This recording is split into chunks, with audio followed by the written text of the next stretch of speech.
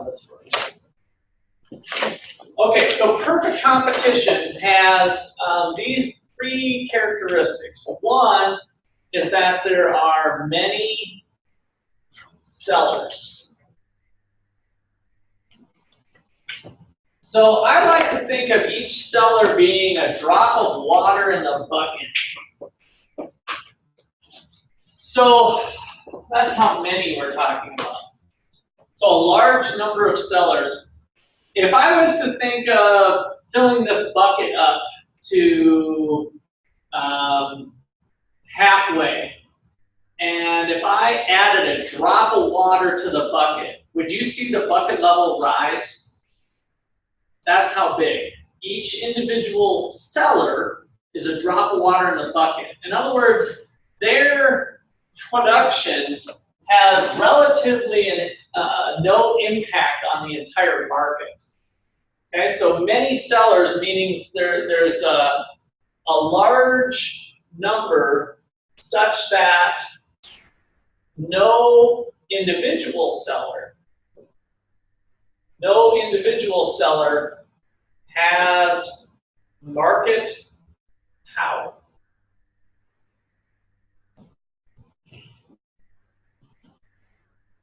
And ultimately, this is going to lead to an important condition that they are a price taker. We typically tend to think of businesses setting their own price, right? We go into Applebee's, and if they want to charge $12 for a steak dinner, they want to charge $14 for a steak dinner, it's their choice. We're going to kind of flip that logic and be thinking about the market really dictating what that price is going to be. The market being this ever mysterious conglomeration of a whole bunch of sellers and a whole bunch of buyers together deriving a market price. So if you start to think about commodities like corn and soybeans and wheat, every individual farmer has really no impact whatsoever on the price of corn, right? And if we go to farmers market corn, that's kind of a different ballgame. But if we're talking about, you know, the commodity corn on the national market, no individual farmer, no matter if they have 1,000 acres or 10,000 acres, they are not big enough to have an impact on the entire corn market. They are what we call a price taker. In other words, whatever the market says, whatever the Chicago Board of Trade says is going to be for a bushel of corn, that's the price they get. They're a price taker. They really are powerless in terms of pricing. The reason that they're powerless is really our second condition, and that is that each seller sells a homogeneous product. Basically, each seller has an identical product. Each farmer's corn is indistinguishable from another farmer's corn. Homogeneous product.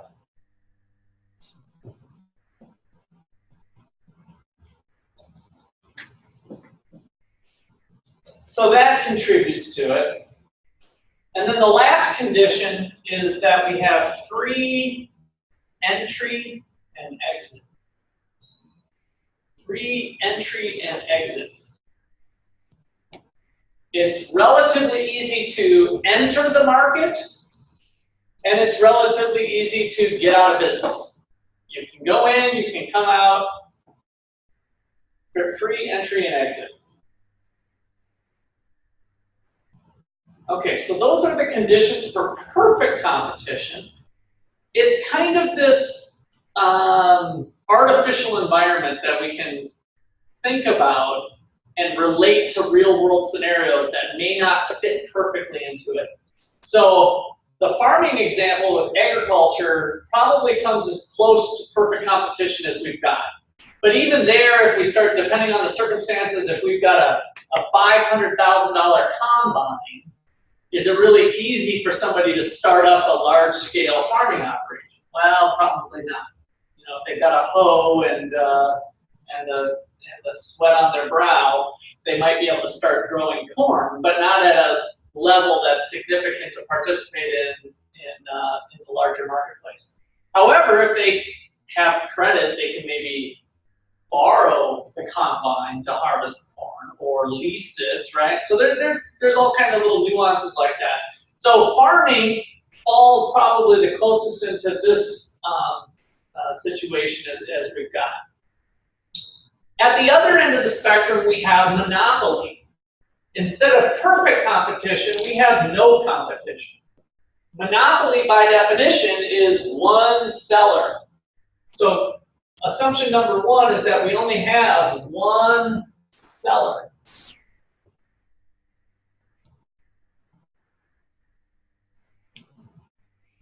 That seller is selling a homogeneous product, just to kind of keep consistent with the thought here. So we'll be thinking about a single product firm, even though later we'll be getting into multi-product firms, like economies of scope taught us that it might be good to get into multiple products. In this, again, artificial environment that we're creating of a monopoly, let's just assume that there's one product, right? And since it's the only seller in there, it's a homogeneous product. And then the last condition of monopoly is probably the most important. There are barriers to entry. Barriers to entry. The reason why there's one firm is because there's a barrier of some sort. So in the drug dealing community, that barrier might be a broken arm. Right? If you go to enter that market to sell some cocaine on that particular corner, then you will have a broken limb at some point. That's a barrier to entering the market, right? It's a significant barrier to entry. And maybe it's death, or maybe it's other types of threats. Now there we're dealing with an illegal market to begin with, so we don't have the police power to back up why we have that barrier to entry, or to take it away, to take away that barrier to entry. So another barrier to entry can be high cost of entry. That's another barrier that could be. So if you want to make airplanes, for instance, oh yeah, Boeing, they make kind of a crappy plane, I'm going to go make an airplane and compete with Boeing and Airbus. Well, good luck. You're going to need $10 billion to get started to make your first airplane, right? So the high cost of entry creates a barrier to entry. So that's another thing that can be a barrier. The government allows companies to monopolize a product through a patent. So government regulation in one way, shape, or form, well, one example would be a patent. Another would be the government granting you exclusive rights to be the sole producer of this product. They do that with electricity here in Ottawa, right? The city of Ottawa has exclusive rights to provide electricity to your home here in Ottawa. You can't shop around and think, oh, who's got the better electric rates, right? So we have monopolies that can be set up through government regulation, government restrictions, through natural barriers. Another barrier can be that a company has exclusive rights to an important input in the production process. So if you are the maker of diamond rings, diamonds are a pretty important ingredient to a diamond ring, right? And so if you own all the diamond mines around the world, then you might have a monopoly on diamond rings potentially too, right? So those sorts of things go on with monopoly type situations. So these are maybe as good a point as any to introduce these are illegal in the United States if they're not sanctioned by the government. So economies of scale might mean that it's best for one firm to have all the rights to producing electricity. That might be the best way to go because the economies of scale are so steep that having one firm service the 13,000 people that live in Ottawa is the cheapest way to go if we can successfully monitor that one company that they're not taking advantage of their power, right? So if there's significant economies of scale, then maybe it would be best to have the government monitor that firm. But that might open up another can of worms, is that if the government is monitoring that firm, does that firm have any incentive to watch their costs? You know, if you're running that company and you are able to produce at zero profit, as long as you can show the government that you're, hey, we're not making any unfair money, well, this is just a normal profit, right? We got a little bit of profit, but it's just not anything better than you do playing the stock market or something. It's just a normal 10% return. Does that company have any incentive to watch their costs, to make sure that every laborer is you know, cracking the whip, and to make sure that the company cars are being maintained well? When they need a new desk at the office, do they get the nice oak desk, or do they go to Walmart and buy the particle board desk? You know, what do they need for a desk? Well, all of a sudden there's a $2,000 line item on the cost sheet because they need a new office furniture, when there was a $200 substitute that you could have got with particle board at Walmart. You know, who's watching that? Well, in some cases, nobody.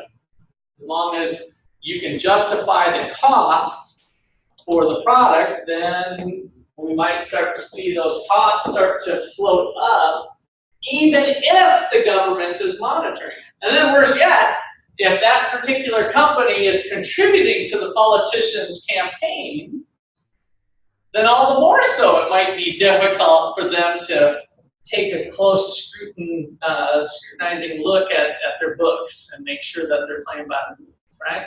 So there's no easy answer here. When we're dealing with self-interest in the marketplace, there's self-interest of consumers, there's self-interest of producers or firms, and we kind of get that, profit-seeking behavior, happiness-seeking behavior.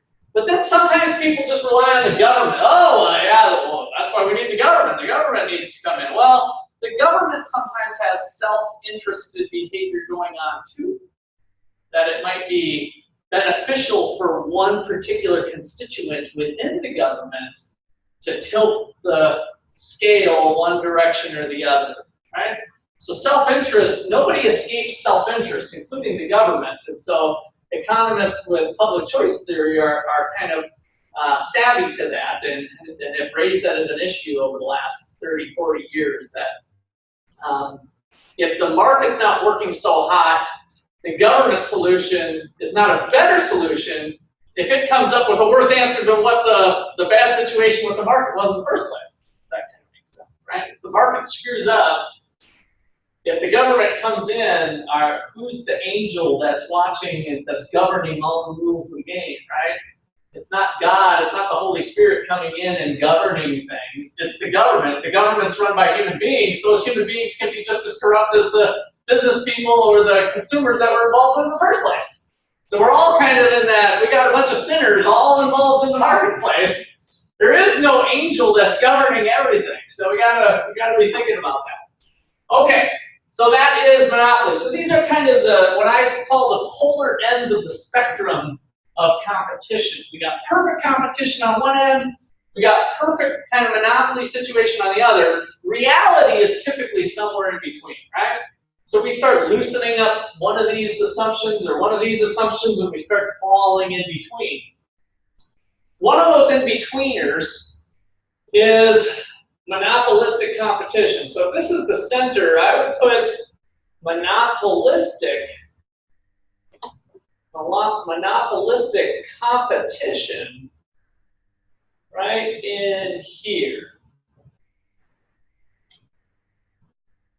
And monopolistic competition has, number one, the same as this number one, many sellers. Number two is where we go astray with monopolistic competition. Number two is that we're going to allow the products to be differentiated. Very important word, differentiated product. It's not a different product, but a differentiated product. So can you think of an industry that has a large number of sellers? By the way, there's lots of examples of this. Lots of sellers with a differentiated product. So cell phones, good, right? So we got the basic cell phone, HTC or iPhone or whatever. A lot of the functionality is overlap. The fact that you can pick up and call your brother is the same for all of them, and you can hear the voice and it's pretty clear, whatever, right? So, but each phone is differentiated. Some are different colors, different sizes, a little bit different functionality, but we have a differentiated product. Good. What other types of products? Laptops. Good. What else? Cereal.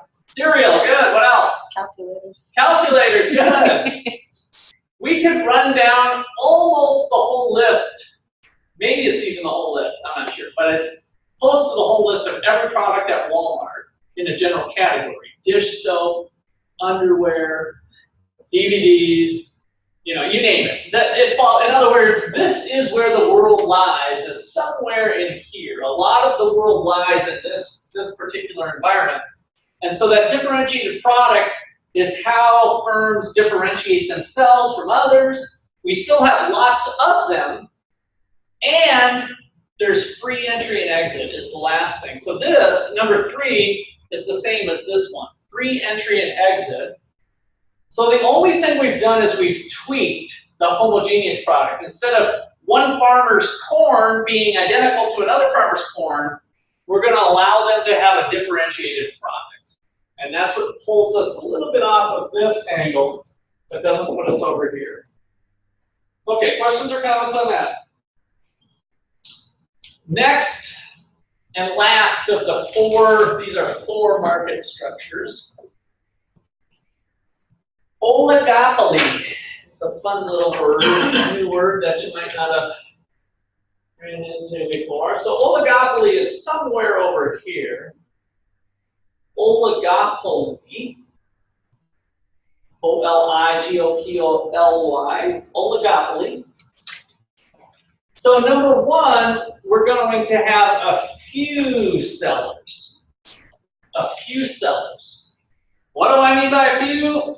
Well, I don't know. It might be 2, it might be 3, it might be 10. But I only want enough firms such that one firm's behavior has an impact on another firm's profits. So in other words, there's this interdependence of firms. With corn, if one farmer produces 10,000 ears of corn, it has no impact on another farmer, right? Farmer Joe, Tom, Dick, and Harry, it doesn't matter what they do has no bearing whatsoever on another farmer. With oligopoly, since there's just a few sellers, we're going to have these sellers be interdependent with each other, and that's going to cause them to act strategically. So we're going to not get to this market structure for a while until we get to game theory, but I kind of want to lay down the gamut here of all the possibilities. So with oligopoly, we have a few sellers, and by a few, we mean that they are interdependent. Interdependent.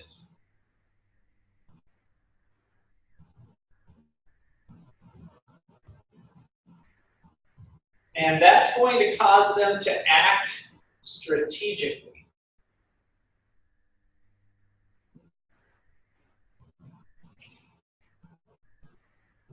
And that's where we'll get into game theory, and if I do this, then they'll do this, or if I do this, then they'll do that. And depending on what they do, it's going to either help me or hurt me. So what should I do? Right? How should I act? That's the idea of strategic behavior when we get into oligopoly.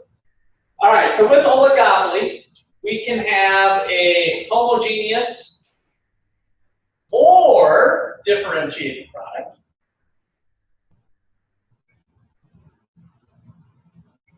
So depending on the context, we could be looking at the Windows operating system and the Apple operating system, and so there's just a few sellers, and what Apple does has an impact on what happens to Microsoft with Windows and vice versa. So they're interdependent with each other, but they're not homogeneous. They're, as we know, different operating systems. The Windows system is much better. What What do we got? I see an apple on the top of that laptop, and see, now I actually have both bases covered here. I have an apple and a PC. I haven't found that apple to just be so user friendly that it blows me away. So anyway, but on the flip side, we have the oil industry is probably one of the most famous examples of an oligopoly, where they control the world's supply of oil for the most part. Except now the United States with this whole fracking thing is starting to make a dent on the production of oil. But traditionally, we've got about 10 countries that control the supply of oil by acting together. So the product is homogeneous. You know, Argentina's oil looks the same as the Saudis' oil. Oil is oil. Right? You pull it out of the ground, oil is oil, so it's a homogeneous product. But there's a few sellers acting interdependently with each other. All right, and then finally we have some barriers to entry. So you'll see that this is the same condition, of course, that we had with monopoly. So on this side of the spectrum, barriers to entry kind of commands things, or is kind of the big deal. And on this side, we've got the type of product that's driving the ship here, whether it's homogeneous or whether it's differentiated. And so this then sets up these 4 market structures, 4 different environments that changes the profit maximizing behavior with each firm in those industries. Okay. So, questions on that one? All right, so what we really start off with, and spend, I guess, we dabble with this a little bit. But we spend a lot of our time here in this monopolistic competition environment.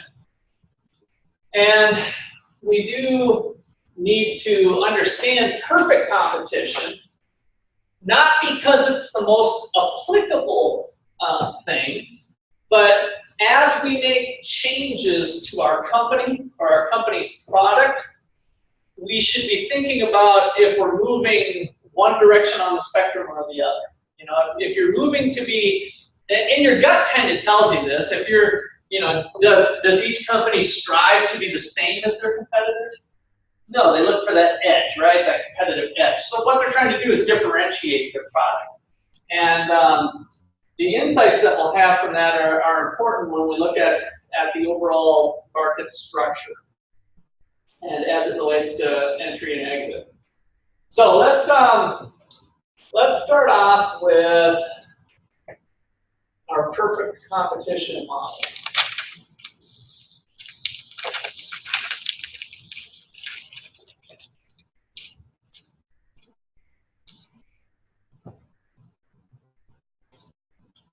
To the right,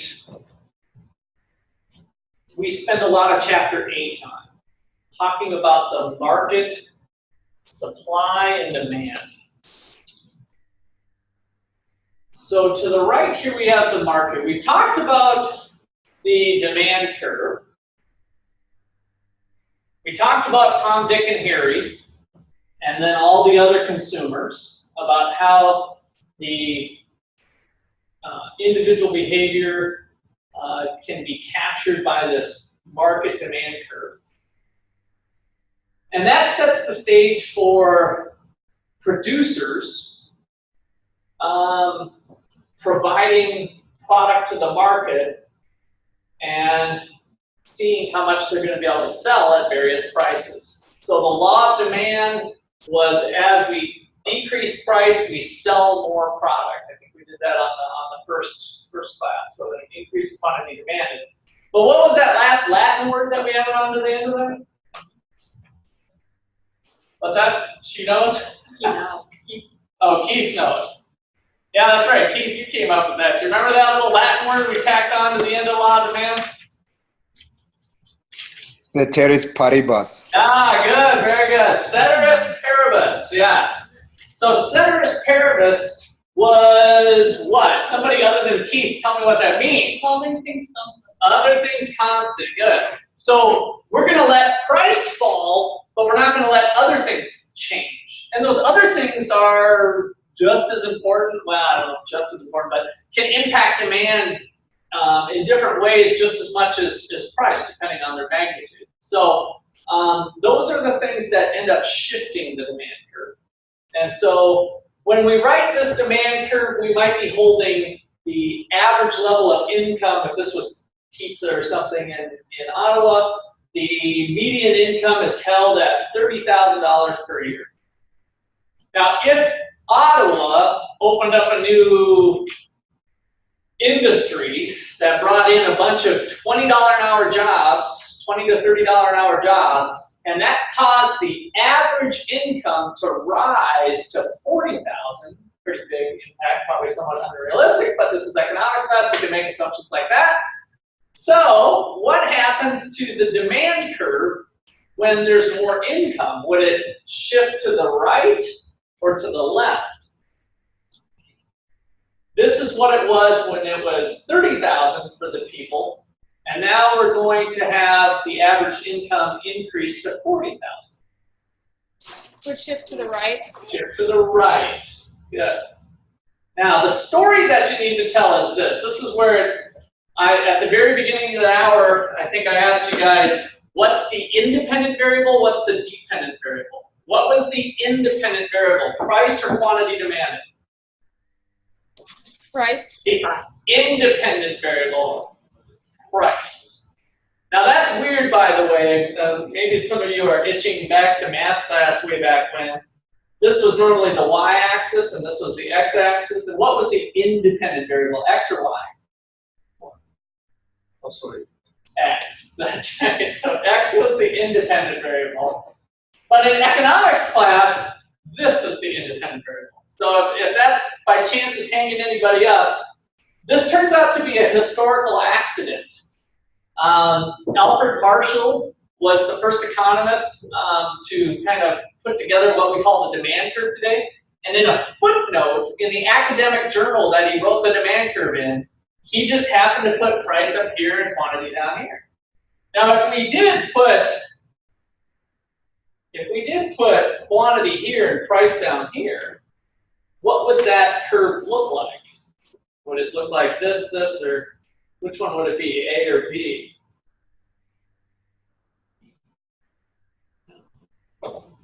A, so as price goes up, people buy more? No, it would actually look the same way, which is kind of funny, right? So my point is that it could be the Q up here and the P down here, but it's just not. So you just have to live with it and deal with it, all right? That's what makes economics tough sometimes, is that some of the former soldiers that marched in front of me, the economists, just screw things up. That's what we do. We're not that good of mathematicians, otherwise we would have been a mathematician. So, but we're an economist. So anyway, they put the P up here, and if the price was $13 for a pizza, and the quantity currently at $30,000 a year was 100 pies a day, if incomes rose, would they buy more or less? They would buy more, right? So that's the shift to the right.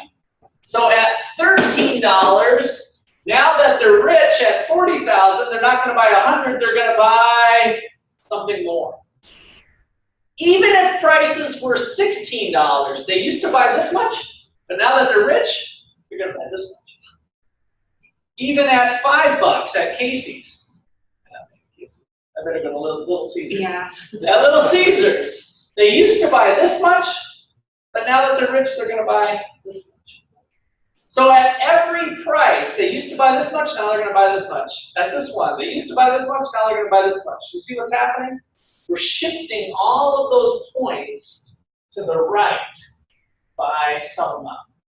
And so those are all of those other factors that we hold constant when we draw the demand curve, which captures the law of demand, now end up being shifters of the demand curve.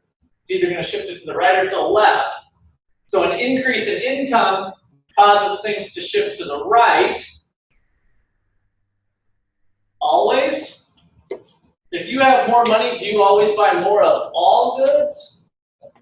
Not necessarily. If a product is inferior to another, if you're eating on SpaghettiOs, if you get more money, you're gonna eat steak instead of SpaghettiOs. All right, good. So we have two separate types of goods that we classify that into, which was covered under the income elasticity part that we did last time.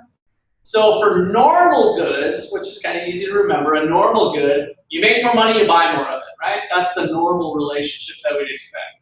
But some goods are inferior goods, so Keystone Light and Bud Light, right? If your income goes up, you might tend to buy more Bud Light and less Keystone. When you're in college, you might tend to buy more of the cheaper brand, potentially. But maybe not, depending on your taste or preferences. Erica said, no way, I'm not drinking that. And that gets back to Tom, Dick, and Harry. Remember, everyone's different, but the market might look like it is doing that type of thing. Okay, so that is the demand curve. The supply curve in a perfectly competitive market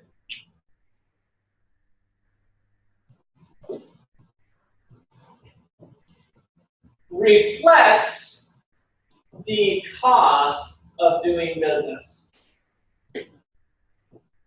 We could spend a lot of time deriving this for you, but we'll kind of work through it. Right now, I just want you to swallow this one. And the reason why a company might provide an additional unit to the market would require that its price is at least break-even.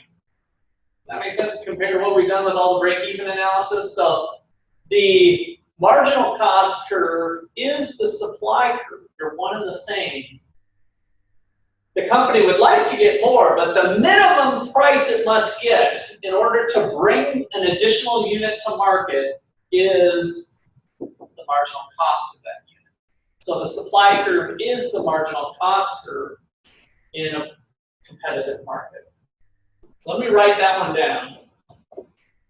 So the supply curve is the marginal cost curve in a competitive market.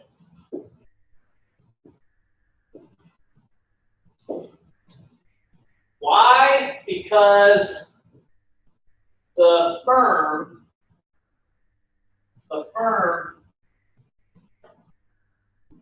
needs to at least cover marginal cost to supply an additional unit.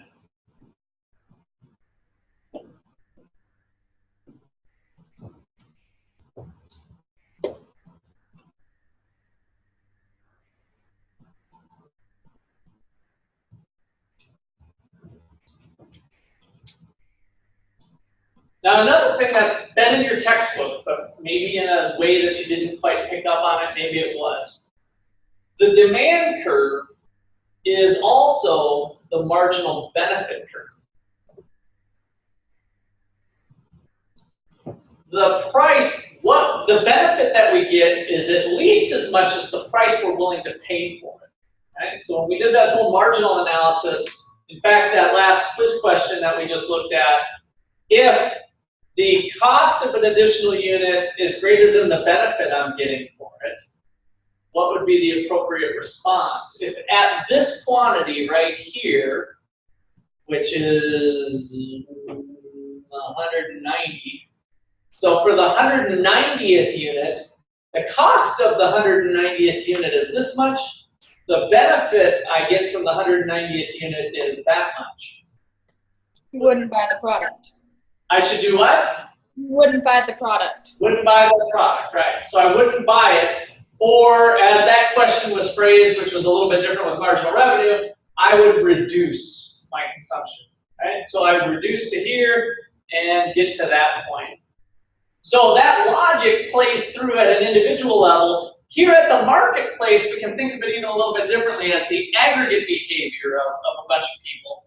So if the price of a pizza is coming in here at $11, where supply equals demand, the question would be, what about 13? What's going on? If, let's just hypothetically say that prices were at 13, what would be your story?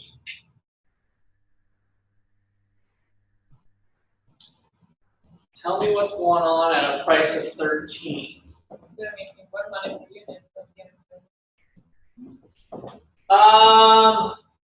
Possibly, but what I want to think about is there being a bunch of sellers. So we're going to drop ourselves back into perfect competition. If that was an individual seller, you were saying that the benefit would be greater than the cost, and yeah, that sounds good. But in the marketplace, what's really going on at 13 if we imagine there being lots of sellers? That's what majority of them are selling at, maybe. Okay, so they're at 13. If they think they can get $13, the quantity that they're supplying is this amount. Maybe we're at 130. That doesn't quite make sense. So that's 100. That's 190. I guess this is 160. Okay. How many are people buying at $13? Are they buying all 160? No, they don't want that much. The price is too high. And so at $13, they're only buying 100, which means there's 60, we call that surplus. So the Econ term that you'll see in the this chapter, and I think it was maybe mentioned before, is that there's a surplus of 60 pizzas or 60 units. And so when sellers have excess inventory, when they have surplus inventory, that's kind of acting like a signal to them. What do they need to do tomorrow and next week? Have a sale, cut the price. The price is too high. So a surplus signals that prices are too high. So if they cut their price and they say, oh my gosh, we got to have a sale. How about $5? Screw it. When they cut their price to $5, do they sell all of their inventory? Yeah, but what else did they create? Demand. An extra excess demand, right? So kind of excess demand is one word for it. The other word is a shortage that we use. At $5, their price is really too cheap. In other words, they open their door, their business hours are from 8 a.m. to 8 p.m., and they've run out of product at 10 a.m., right? So they have a shortage. There's more people that are coming in throughout the day saying, hey, you got this? Where is this stuff? I saw the ad in the paper, $5. You betcha, I'm on it. Where is it? Sorry, we sold out at 10 a.m. We have a problem of a shortage because the quantity that people want to buy at $5 is 190 units. But at $5, all of the supply in the city is only going to be this amount. And so we have a shortage. Now, again, when producers see that they're running out of product, what might eventually they want to do? Raise the price. It's like, oh, we're leaving money on the table, man. Man, did you see how fast that product went at $5? Let's raise it. We don't even need an economist to tell us what the elasticity is, right? We just kind of know that. That's how we function. So that's what we're thinking about is what's going on at the micro level with multiple sellers in a market, multiple consumers, multiple buyers. This is the market now. That's the pricing mechanism. The pricing system is beautiful. It's like this construct of information that's right at our fingertips. When prices are too low, we learn that it's too low. And through the individual behavior of both consumers and producers, prices are going to tend to rise. And if prices get too high, a surplus is going to result, and we're going to see pressure for prices to fall. Where is this all going to lead us? To equilibrium, where the quantity supplied is equal to the quantity demanded. Some economists argue that we'll never get to equilibrium, but at least we kind of know approximately where it is. But if the market is ever changing, right, with shifting incomes and different things and new innovations and new products, it's not going to be super erratic, but it's going to be kind of on the move, right? So this has been kind of a debate in the field of economics, is that some economists focus real heavily on equilibrium. Well, this is what the math tells us it's going to be. It's going to be right here, kind of not recognizing to maybe or appreciating to the fullest extent that it could be, that this is really a process of kind of gravitating towards coordination of behavior towards that equilibrium. So no matter what camp you fall on, we got kind of the same story. If prices are too low, they're going to be rising. If prices are too high, they're going to be falling. And so we have what we'll call equilibrium, where the quantity supplied under these circumstances is equal to the quantity demanded. Harmony, peace, equilibrium. A situation where there's no tendency for change is the kind of the generic way that I like to describe equilibrium. So equilibrium is a situation in which there is no tendency for change. A situation in which there's no tendency for change.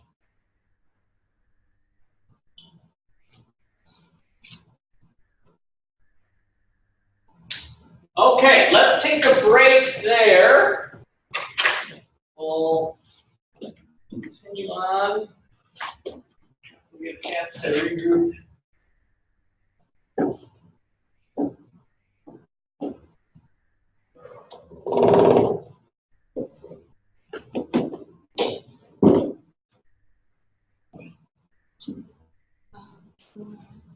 Discussion 2. Where do we find that? Just copy and paste it. We'll look at it on the main screen. Then we go to discussion with has a question because it didn't show up once you clicked on the prompt. Right. Okay. So you just have to read it on the main screen where all the questions are. You know what I'm saying? Oh, okay, okay. So target. Okay.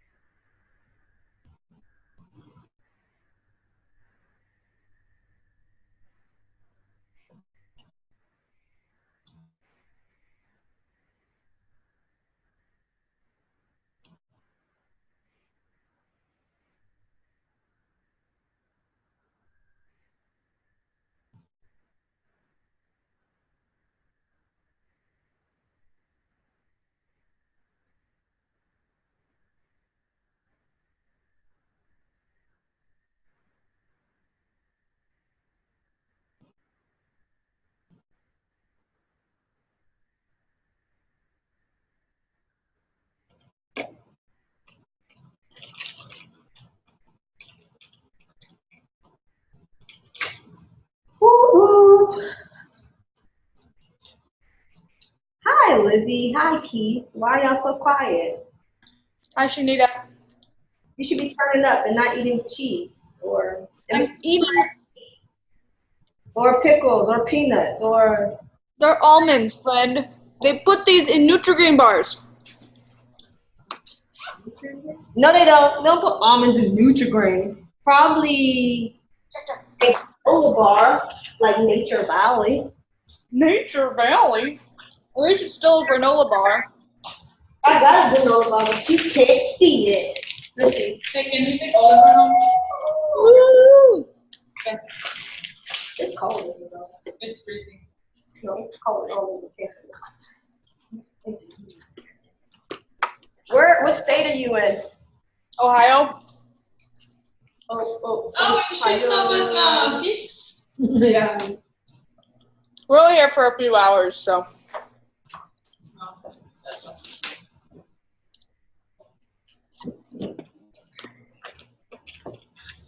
Keith, why do you look so angry?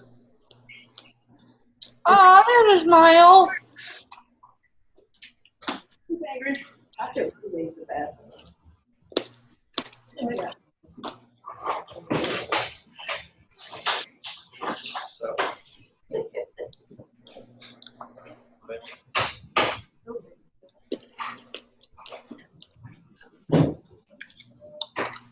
How's your travels, Libby? It's a long drive in a pickup truck. It's been great. Where are you at? Ohio? Ohio, okay. Yeah, so we got about 10 more hours on to Virginia tomorrow. Wow. And then 2 days in Virginia, turning around and doing it all again. Because you were helping somebody move? Yeah, my brother. Okay. Yeah, She's lying, she that's a doesn't long have a way. and today is your birthday, or were you just? Today is my birthday. Oh, well, let's sing Happy happy birthday. birthday. All right, ready? Happy birthday birthday to you. Happy birthday to you. Happy birthday, dear Elizabeth. Happy birthday to you. Thank you. I noticed that Keith didn't sing, so.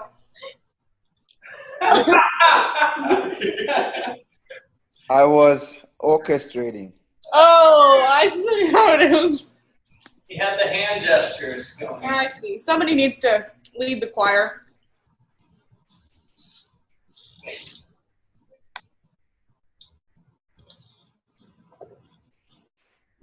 All right. And Keith, what state are you in now? You're in Ohio too? Yes, I'm in Ohio. How far apart are you guys physically right now? So far apart. Not one room away or something? Okay, make sure. What cities are you guys in? Columbus. Same here. Oh, you both are in Columbus. Okay. Yeah, it's a pretty big town. No, don't have to get it.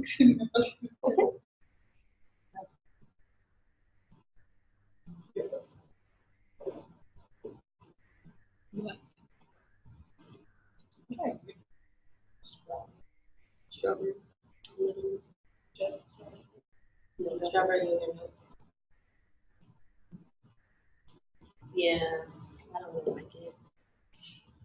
Why? Not sweet. I didn't go back anymore. That's why it's not so sweet.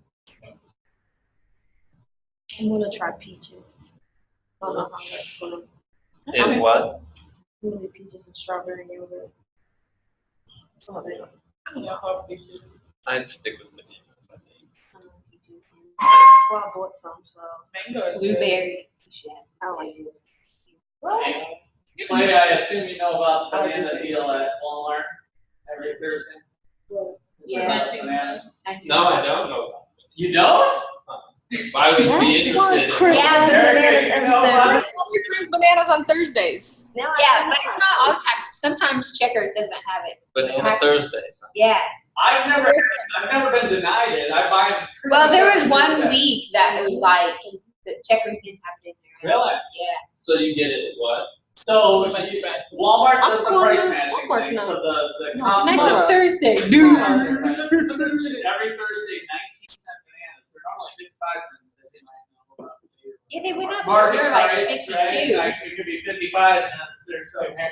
So yeah, 19. You have to state it when you go, and it's 19 cents per pound. Thursday evening, just. I buy 8 to 10 pounds worth of bananas every week, Wow. and it costs $1.20 Oh, a month ago, that's for tomorrow. 3 big bunches of bananas.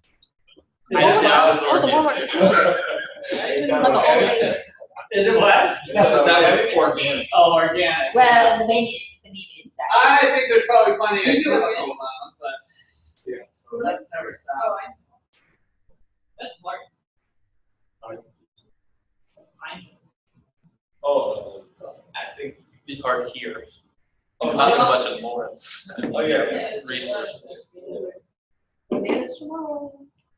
It's better to. Well, what a Walmart pay would now than- Banana There. Friday. It's Thursday. Well, Yeah, Black like, Friday, whatever. Banana Friday. Banana Thursday. Oh, I want to call it Banana Friday. No. Banana Friday on Thursday. It was just like Garden. snacking. I just like, like Great. farmer's That's my market. favorite thing about it. So.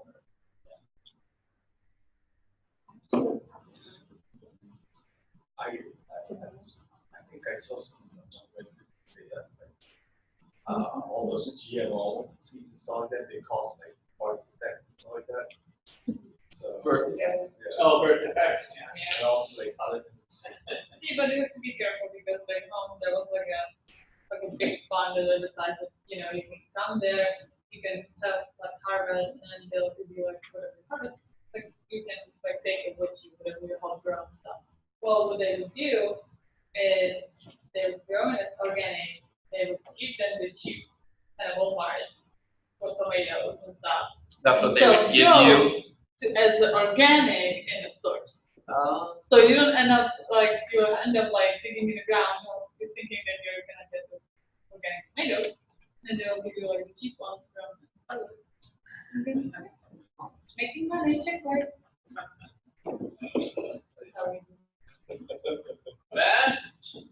That is close to being an arbitrage opportunity, but Yeah, it's really more on fraud. this is how we do it back home. You don't do it like that, you don't make any money. Everybody goes, check their phone. Yeah. Me too. That's how they do it. Also like Yeah. the same. Yeah. Everybody, my friend I was talking to the other day, he's like, oh, I had the sales in my store. I was like, really? How many did you sell them? He's like, I didn't sell. I just said that it was, you know, before like $300 more like expensive, but actually I said the sale price is the same as before. So like, for example, before he said it's 25, he couldn't sell it, so he said, it was originally 45, now it's 25. Marked down to the. Whoa, it helped so much. So basically, Yeah. he did this, so it was $25, so then he Was. did Before. 45. Yep. And then he And said, then that's the new yeah, price. and he said that people would do, he would not believe that how people feel on that. Well, we're Like, gonna, I saw it's it just every- like, we're gonna talk about how that does work. That's one of the Walking chapters we're gonna spend some time on. The There, Republic is full of. yeah, no, there's. That's here too. Yeah. That's why I have to keep That's my eye the open thing, at night. Yeah. And I'm gonna start getting. I'm gonna start selling this stuff, okay? All right, well, before we get into that type of fun topic, which I think we'll get into next week a little bit more, we're going to talk about this other fun topic of this entry and exit mechanism. So, we spent some time talking about the market here, which is most of chapter 8, and I want to relate it to the individual firm. So this little graph off to the right is one of the drop of waters in the bucket. So I'm going to put little q down here, little q. And so this is one of the drop of waters in the big bucket. So this is an individual representative firm So a representative firm or an individual, this is Tom, Dick, or Harry, this is one firm. And so the idea here is that the market quantity, big Q, is equal to the sum of the individual quantities of the I equal 1 to N firms. So this little notation, I know might be a little scary. I don't think we've really introduced this to you.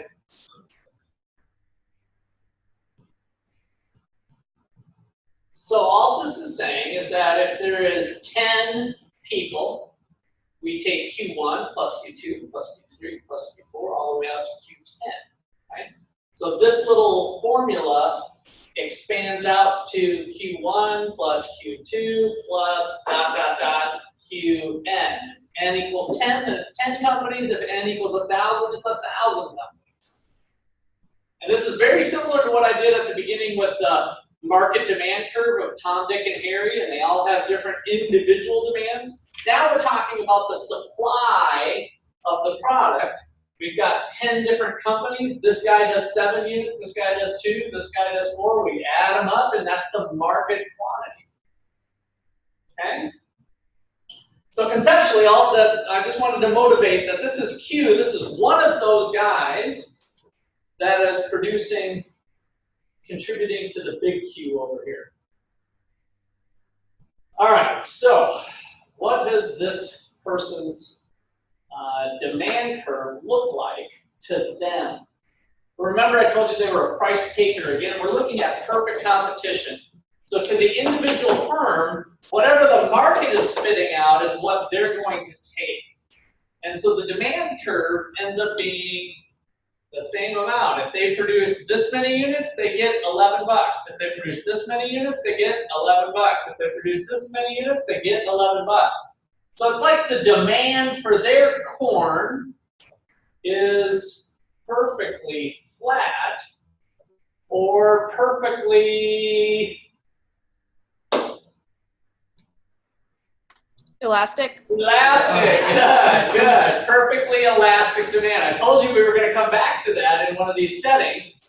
So as far as the individual company is concerned, the demand for their corn is perfectly elastic, meaning it doesn't matter if they produce 100 bushels, 500 bushels, or 1,000 bushels, they're going to get 11 bucks. So the demand for their corn is perfectly elastic. Well, we talked about revenue before too. So if they are currently producing 500 bushels of corn, what is the revenue generated by the 501st bushel? Using numbers. 11. What's the revenue generated by the 502nd bushel? 11. 11, 11, 11, right? So the revenue generated by the first bushel was 11 bucks. The revenue generated by the 500th bushel was 11 bucks. 11 bucks, 11 bucks. The red marginal revenue curve lies right on top of the demand curve. The marginal revenue is equal to the price in perfect competition. Highlight that note, because you'll see that in some problems. In perfect competition, in a perfectly competitive market, price equals marginal revenue.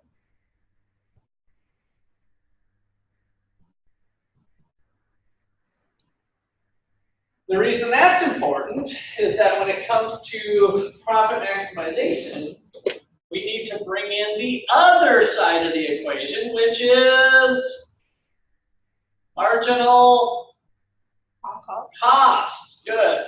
So marginal revenue, marginal cost. Farmer Tom, Dick, and Harry is subject to the law of diminishing returns. What was that again? A law of diminishing returns of a law of diminishing marginal product. No. The more of something, The more you sell. not so much on the selling. The more you get. That's the revenue. Okay, the value starts to diminish. Okay, anybody write that down in their notes here? I want to dig back and find that one. One of the top principles of economics. So I'd like you to have that one somewhat off the top of your head. As the price of goods or The more you continue to produce, then average cost starts to fall. No. as the price of goods or service increases, the quantity demand decreases. That's the law of demand, not the law of diminishing marginal profit. But you found a law. That's a good start. The law of diminishing marginal product. I think we just did it last week. I'll give you a hint. Oh, here, you can- Hamburgers. There was the hamburgers. It was the hamburgers. As you add, or what was, try to visualize what I did with the hamburgers. As we add more what? People. As we add more people, Yeah, Stays the same. the space stayed the same, the grill space stayed the same, and so what happened to the quantity of hamburgers produced? It goes down for each additional worker, right? So as you add more and more of a variable resource, like cooks, to at least one fixed resource, the grill, capital, 1 unit of capital typically, as you add more and more of a variable resource like cooks to at least one fixed resource, capital, the amount of product that each additional cook can make eventually diminishes. In other words, the 7th cook isn't as productive as the 3rd cook. Right? So we have the law of diminishing marginal product. Each additional cook is less productive in terms of the physical amount of stuff they can make. In this case, it was hamburgers. So as I pay each cook, let's say minimum wage, maybe we're paying $10 an hour, it doesn't really matter, but every cook I can hire, the cook market is perfectly competitive. I can hire as many cooks as I want at $11. If I want to hire 2 cooks, it's going to cost me 22 bucks. If I want to hire 10 cooks, it's going to cost me 220 bucks. I'm sorry, $110, right? So I can hire as many cooks as I want. So it's possible that in the resource market, it's competitive. Right? It's a competitive market where I can hire as many cooks as I want for $11. But that doesn't change the economics that each additional cook is not going to contribute to my production process in the same way. As I add more and more cooks to a fixed grill space, the amount of hamburgers that each additional cook makes eventually falls. I'm in the business of making hamburgers. So if I have to pay each additional cook 11 bucks, but each one's not making more and more hamburgers for me, the cost per hamburger is going up. So the law of diminishing marginal product intimately ties into the law of increasing costs and gives us a marginal cost curve that looks like that. You can put this little J shape into it if you want. Sometimes in homework problems, we won't have that little J, they'll just make it a straight line or something. Or sometimes you'll see that it's constant, like a constant marginal cost, just for simplicity. But in its purest form, following the law of diminishing marginal product, the marginal cost curve is J-shaped and upward sloping, meaning that every additional hamburger I make gets more and more costly in the short run when I have at least one factor of production fixed. Okay, so here's our setup. How does Farmer Tom here, getting away from hamburgers, I guess, how does Farmer Tom maximize profits? Where is profit at its maximum? I mean, is it like here? See, is that looks like a 200 to me. You know, should we produce 200? Where is profit? What's the optimal quantity to produce? Would be where your marginal cost meets your marginal revenue. Okay, so where marginal cost equals marginal revenue, I'm just kind of arbitrarily saying that's at 500. So are you saying this firm should produce 500? Yeah? Okay. So what about 200? 200 looks awfully tempting because the distance here is maximized. At 200, aren't we making the most profit? This vertical distance here would be the profit. I see some head shaking. This looks like zero profit to me, But you still get. where Lizzie said to put it.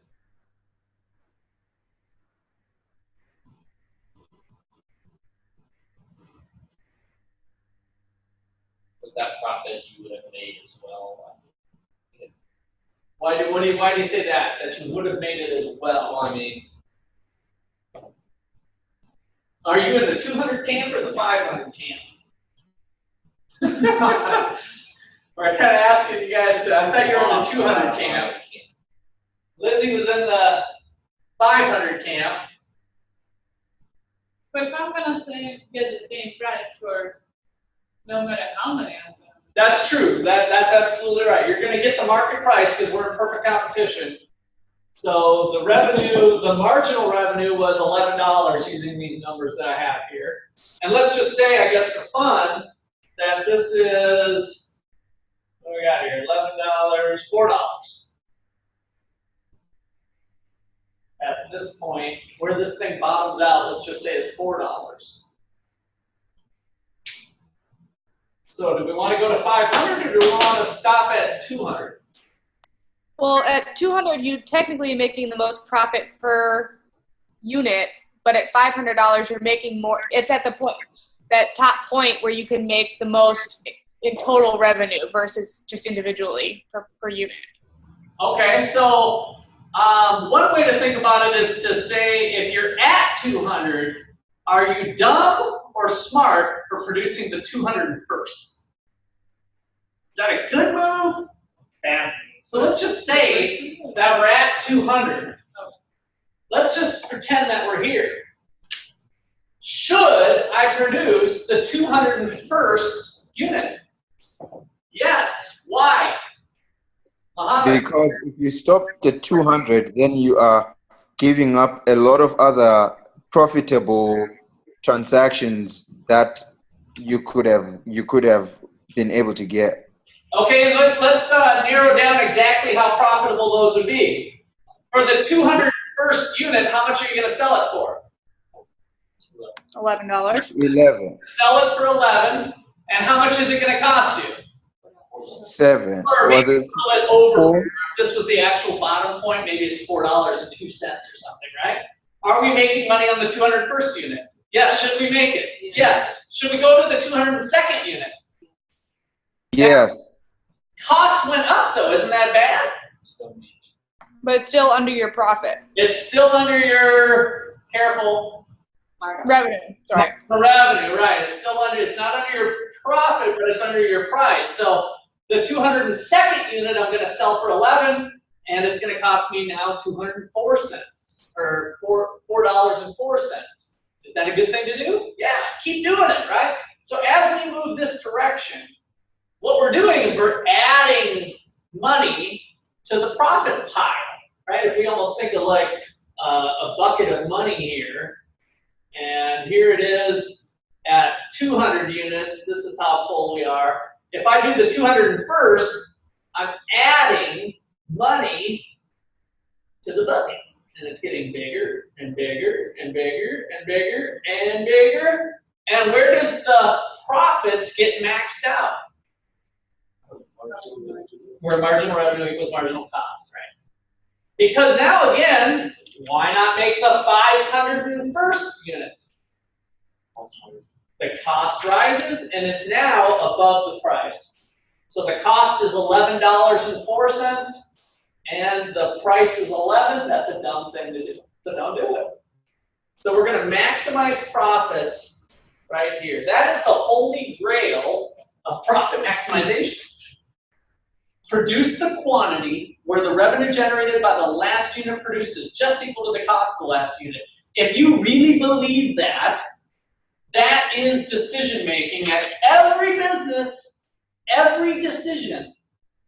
Should we place this ad in the Ottawa Herald to advertise this event that's going on? Well, do we expect that the revenue generated by this ad is going to exceed the cost of the ad? The ad's going to cost us $100. Do we believe that that's going to generate an additional 100 beyond all of our other advertising that we're doing for the event, right?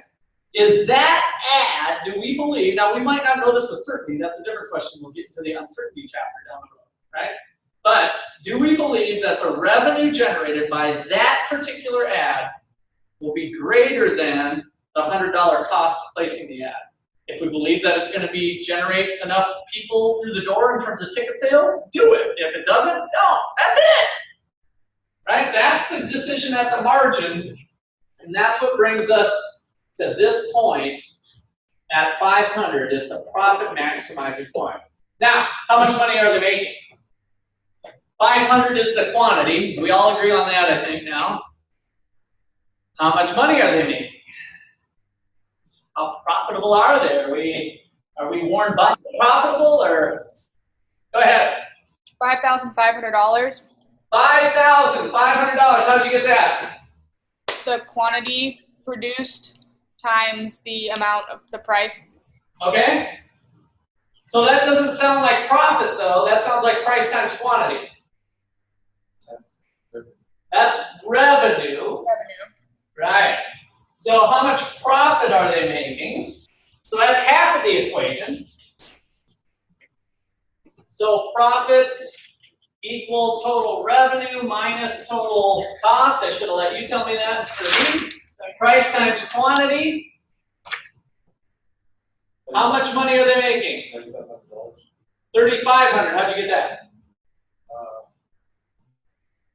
500 times 4. 4 is the cost. 4 is the cost. Is 4 the cost? Good point to bring up. What was 4 equal to? The marginal cost. So 4 was the cost of the 200th unit, but the 201st unit was $4.04, or the 202nd unit, or whatever it was on, right? So that's not quite it.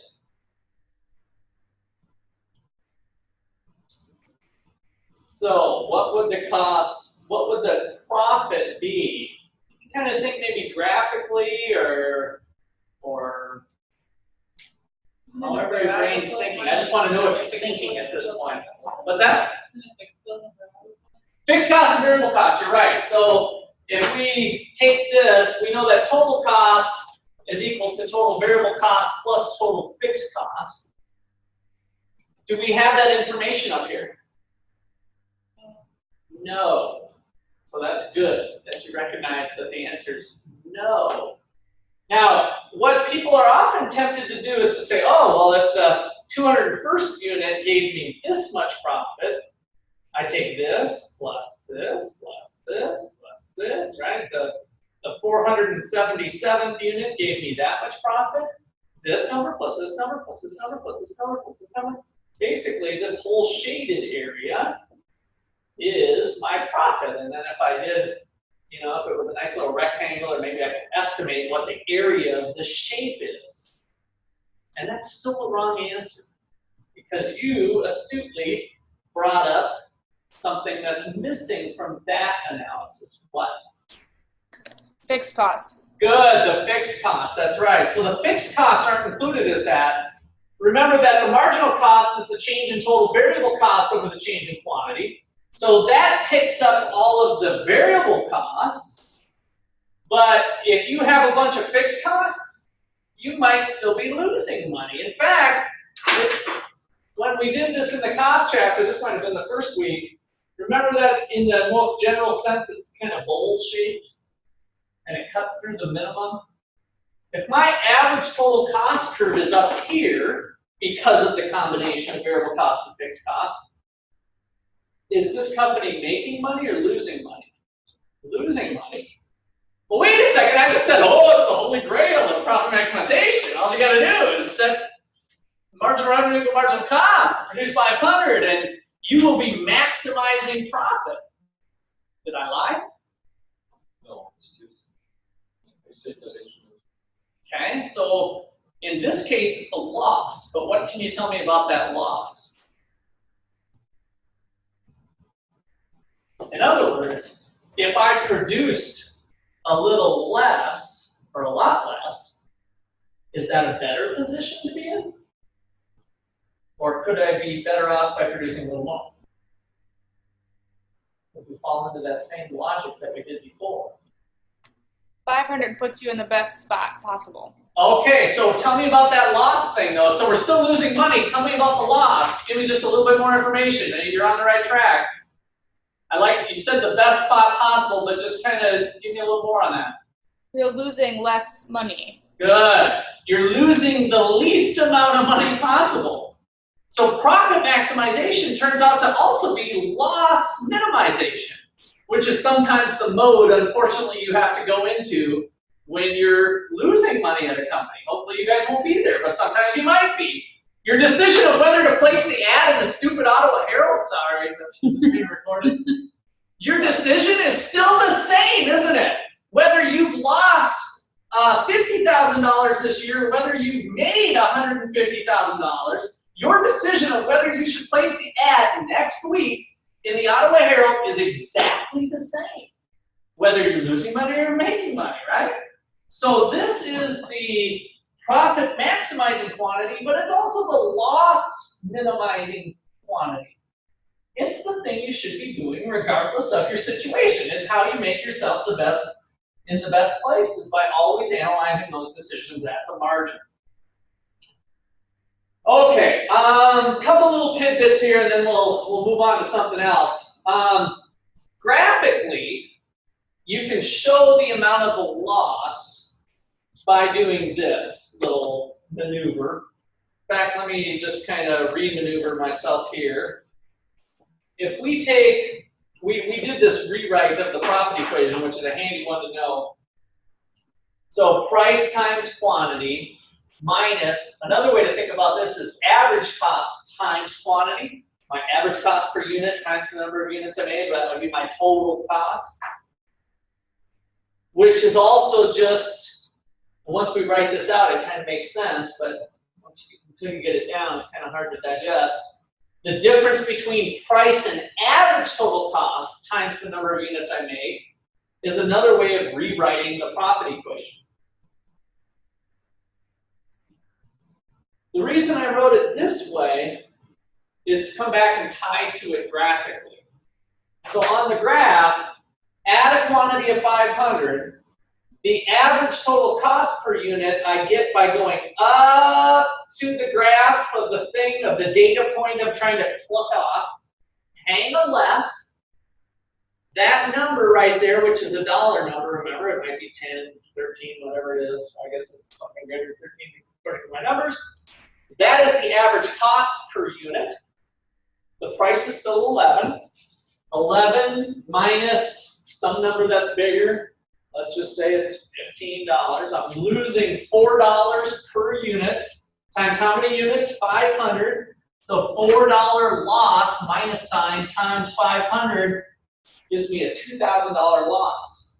Graphically, it's the area of this rectangle. At 500 units, the average total cost, 15 minus 11 equals 4. I get this rectangle here. And that ends up representing graphically the economic loss.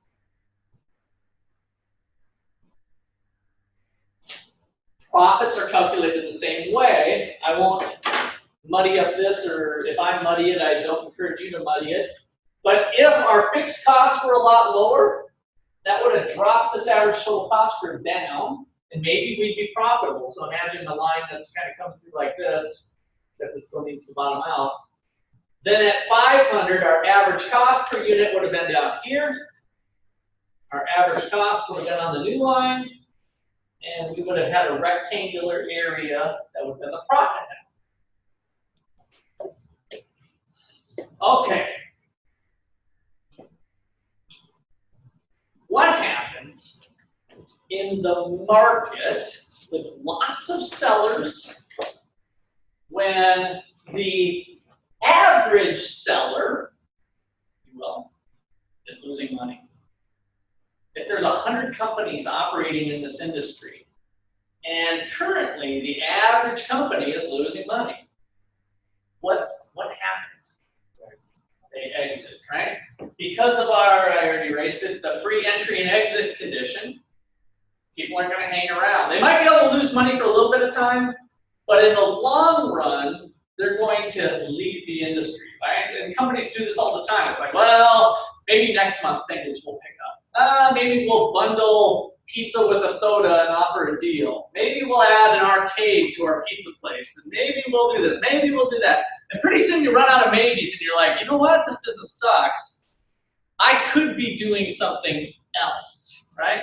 All of a sudden, the market is telling you that you have a higher opportunity cost somewhere else. And so you exit. And as you exit, what happens to the market price? What happens to the market price when we go from 100 producers to 99, to 98, to 97, to 90, to 80, to 50? What happens to the supply of companies in the market? Does it shift to the left or to the right? To the left. To the left. So exiting, look at what's happening here. What's happening to price as companies exit? Prices go up. The remaining companies then, do they benefit from that or get hurt from that? They benefit, right? So the remaining companies who were able to stick it out start to see prices coming up. If cost conditions remain the same with the average total cost curve that I have here, what is your prediction of the price in the long run? What is your prediction of the price? Remember, the current conditions are that we've got an $11 price. The representative firm has a $15 cost. Firms are going to start to exit the industry. Price is going to start to go up. What now do my young economists predict as the long run equilibrium price in this market? It's going to be $15. That's right. What's going on at $15? The average total cost. Average total cost is equal to $15. Now, that means nobody's making any money. That doesn't sound good. Nobody's losing money, nobody's making money. What did we learn about profits in economics class? Huge thing. I think this was on the little quiz that we took earlier, too. Profits in economics class. Is it okay for them to be zero? Yes. Why? That's correct. You gotta know the answer. Why? Because you're at least covering your marginal costs. You're covering your marginal costs, but that's not the whole story. We're always wanting to do the marginal thing on each additional unit, but in the long run, we need to be covering our average costs as well. So we need the price of pizza to be 15. Would we like it to be 16? Sure. Would it be 17, 20, whatever. Anything north of that's great. But 15 is actually okay in economics class. It is sustainable in the long run. Why? What do we include in this cost part? What you're thinking? Yes, in some respects. What do we call it? You're an entrepreneur, a small business owner. What you're paying yourself is included in the cost. Am I making anybody nervous? What'd you say? It's an implicit cost which covers, I'm looking for the word with the O, opportunity cost, right? Which is implicit cost and explicit cost. All of those costs are included in the economist's definition of total cost. Which means if you are making zero profit, you're actually earning what we call a normal profit. You can't do better elsewhere, right? So I've got a little video with the restaurant example that I go through on the English professor opens a restaurant. So you guys can look at that on Econ Rocks if you want to kind of work through that. But that touches on the whole idea of accounting profit versus economic profit. And so since we cover the opportunity cost, it's okay to earn zero profit in econ class. I know it sounds weird. We'd like to earn more, but if you earn zero, it's okay. So we want profits to act like a signal. And so this is kind of the important takeaway from this chapter that will carry on into some other stuff later as well. And that is thinking about profits a little differently than you have in the past. Some people think profits are evil. Profits are bad. Money's the root of all evil. Didn't you read that in the Bible? What does the Bible actually say? Is it that money's evil? Money's the root of all evil, or does anybody remember? Greed. Yeah, it's kind of tied more closely into greed. It's the love of money is the root of all evil. If you look at the actual definition, it's the love of money. It's not the money itself. Money is amoral. Money doesn't give a rip about life. Money is just a measurement. Profits are a measurement stick. What are they measuring? It's measuring how well you're doing, right? What makes profit? Why do people think profits are evil? Why? Profits don't have any morality whatsoever. If a Christian organization is profitable, that just means whatever they're doing is working, right? And if a Christian organization is losing money, then it signals to them, hey, you better do something different here. This isn't sustainable in the long run. You're not covering your expenses. Whether that's coming through donations or through sales of Bibles or whatever they're doing, it doesn't matter. And it's the same that applies for a for-profit organization or a non-profit organization. Profits are amoral. They're not good, they're not bad. They're just a measurement. They're a ruler, they're a yardstick. If they're positive, that means you're doing something right. It's sending a signal to the marketplace that, hey, something's going on is good. If they're negative, if you're running a loss, that means something's wrong, you need to fix it, or you need to exit the market, as we saw here. All right, so key point, think of profits are a signal. Profits as a signal.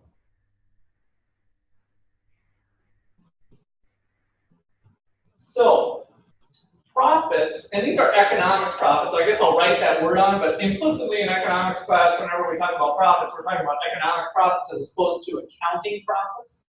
So economic profits greater than zero signal what? That the company's doing good. Now it sends out a bigger signal to the bigger marketplace. So if you're reading one of those magazines, you learn that this industry's hot, and the people in here are earning 15, 20% rates of return, sometimes 30% rates of return. You put your money in, it's like gold, man. It just goes, goes, goes. What other signal is that sending out to other entrepreneurs? I want to do that. I like profits too. Let me have it, right? Let me get in that. So it's sending out, enter me, enter, enter, enter, enter.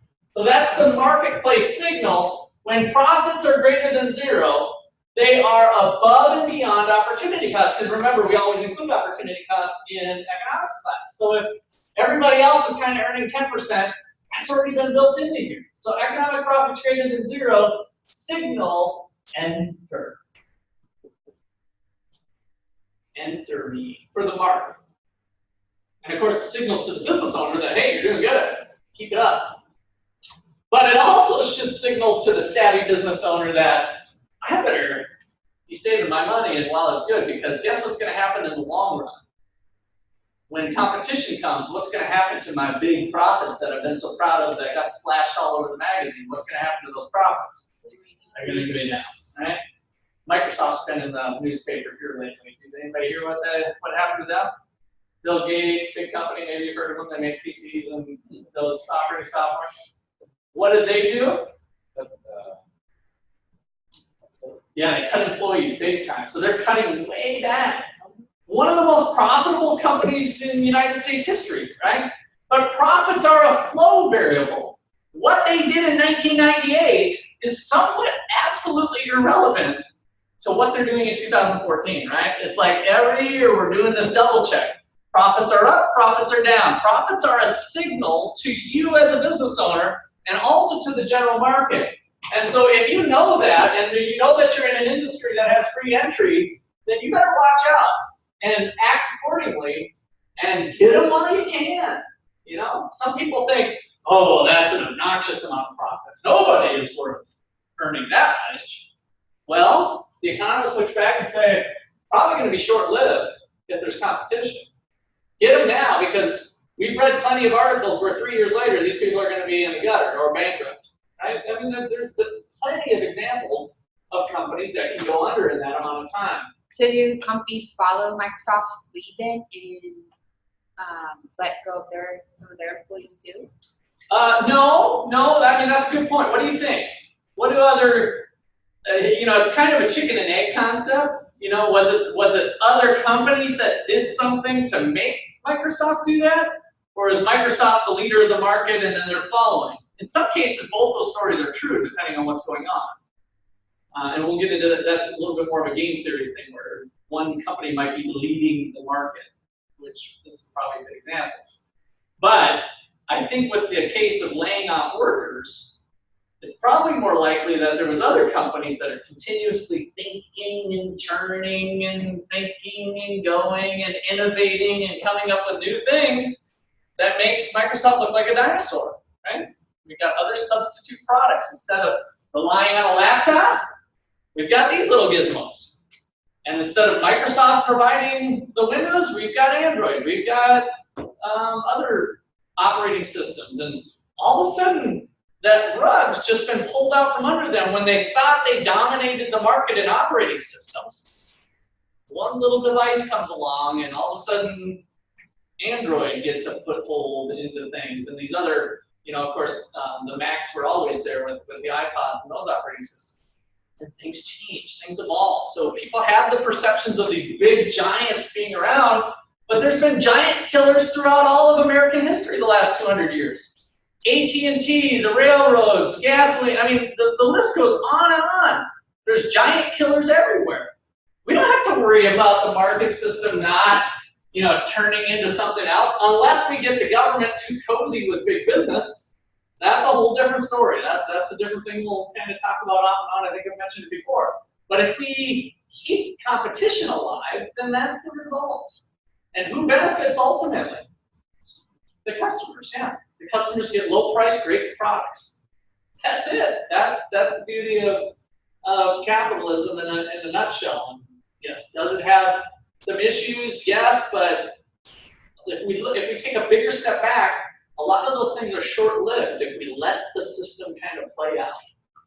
All right, so that is okay. Economic profits equal to 0. This is signaling okay. So this is really kind of a long-run equilibrium.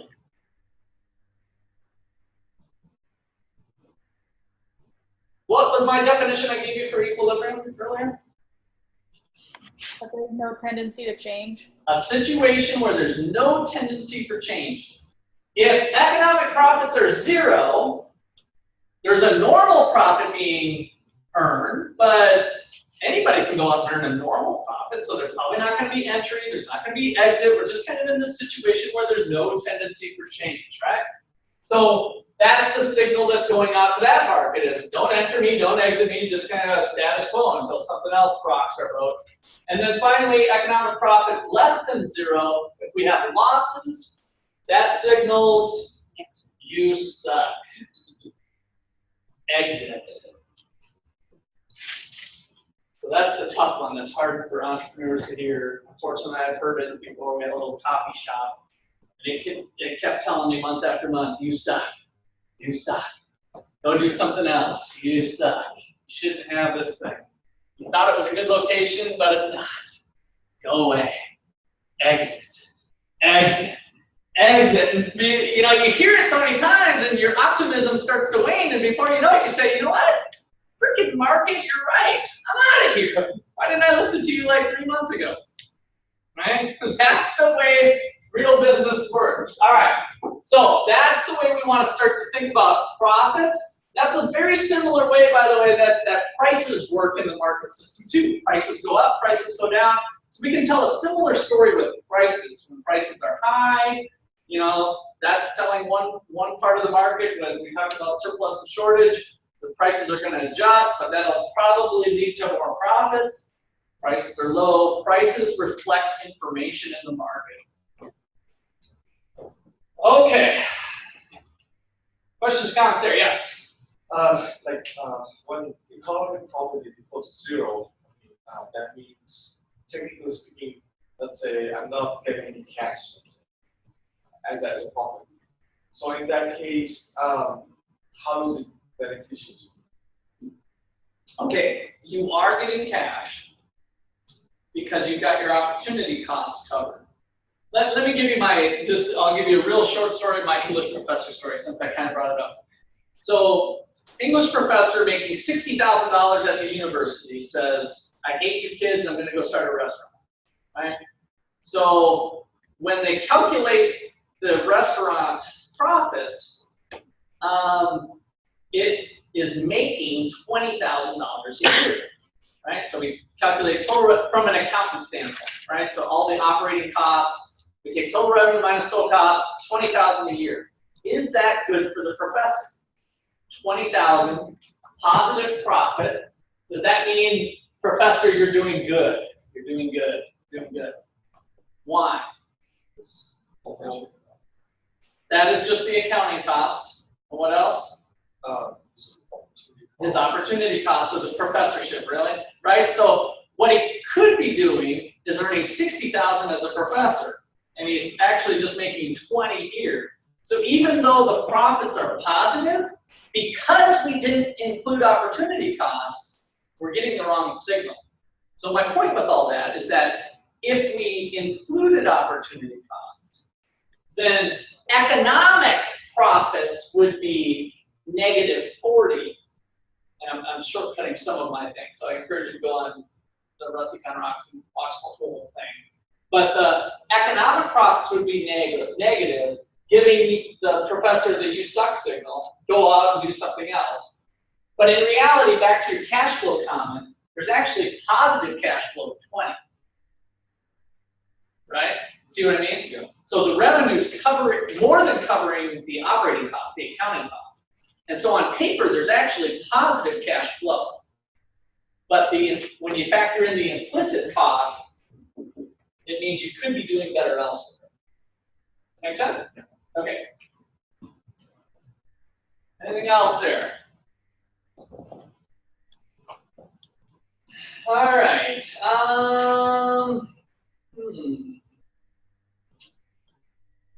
There might be one little example.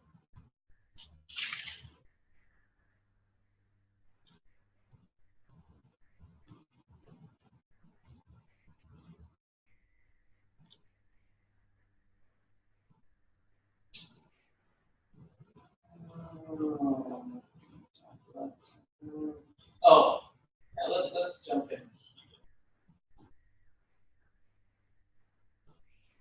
Okay, so let me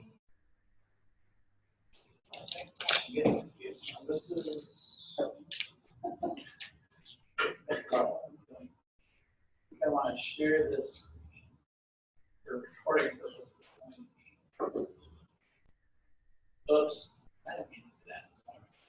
I wanted to pin that screen and share it. I'm going to figure this out at some point.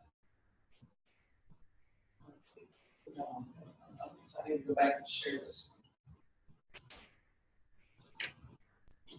Okay. Okay. Yeah. Okay, so give this a read.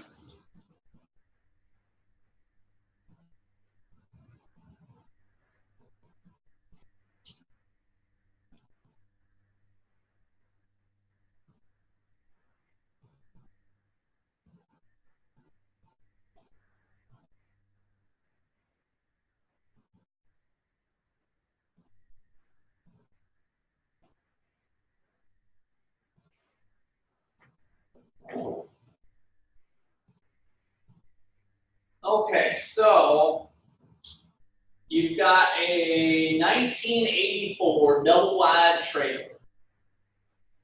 Beauty. You have it on a 200 by 300 lot in San Diego or Nashville. Where does it command a higher price? San Diego. San Diego, right?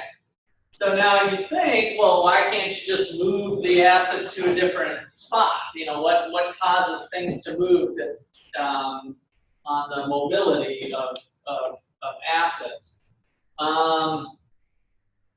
Why is it more desirable?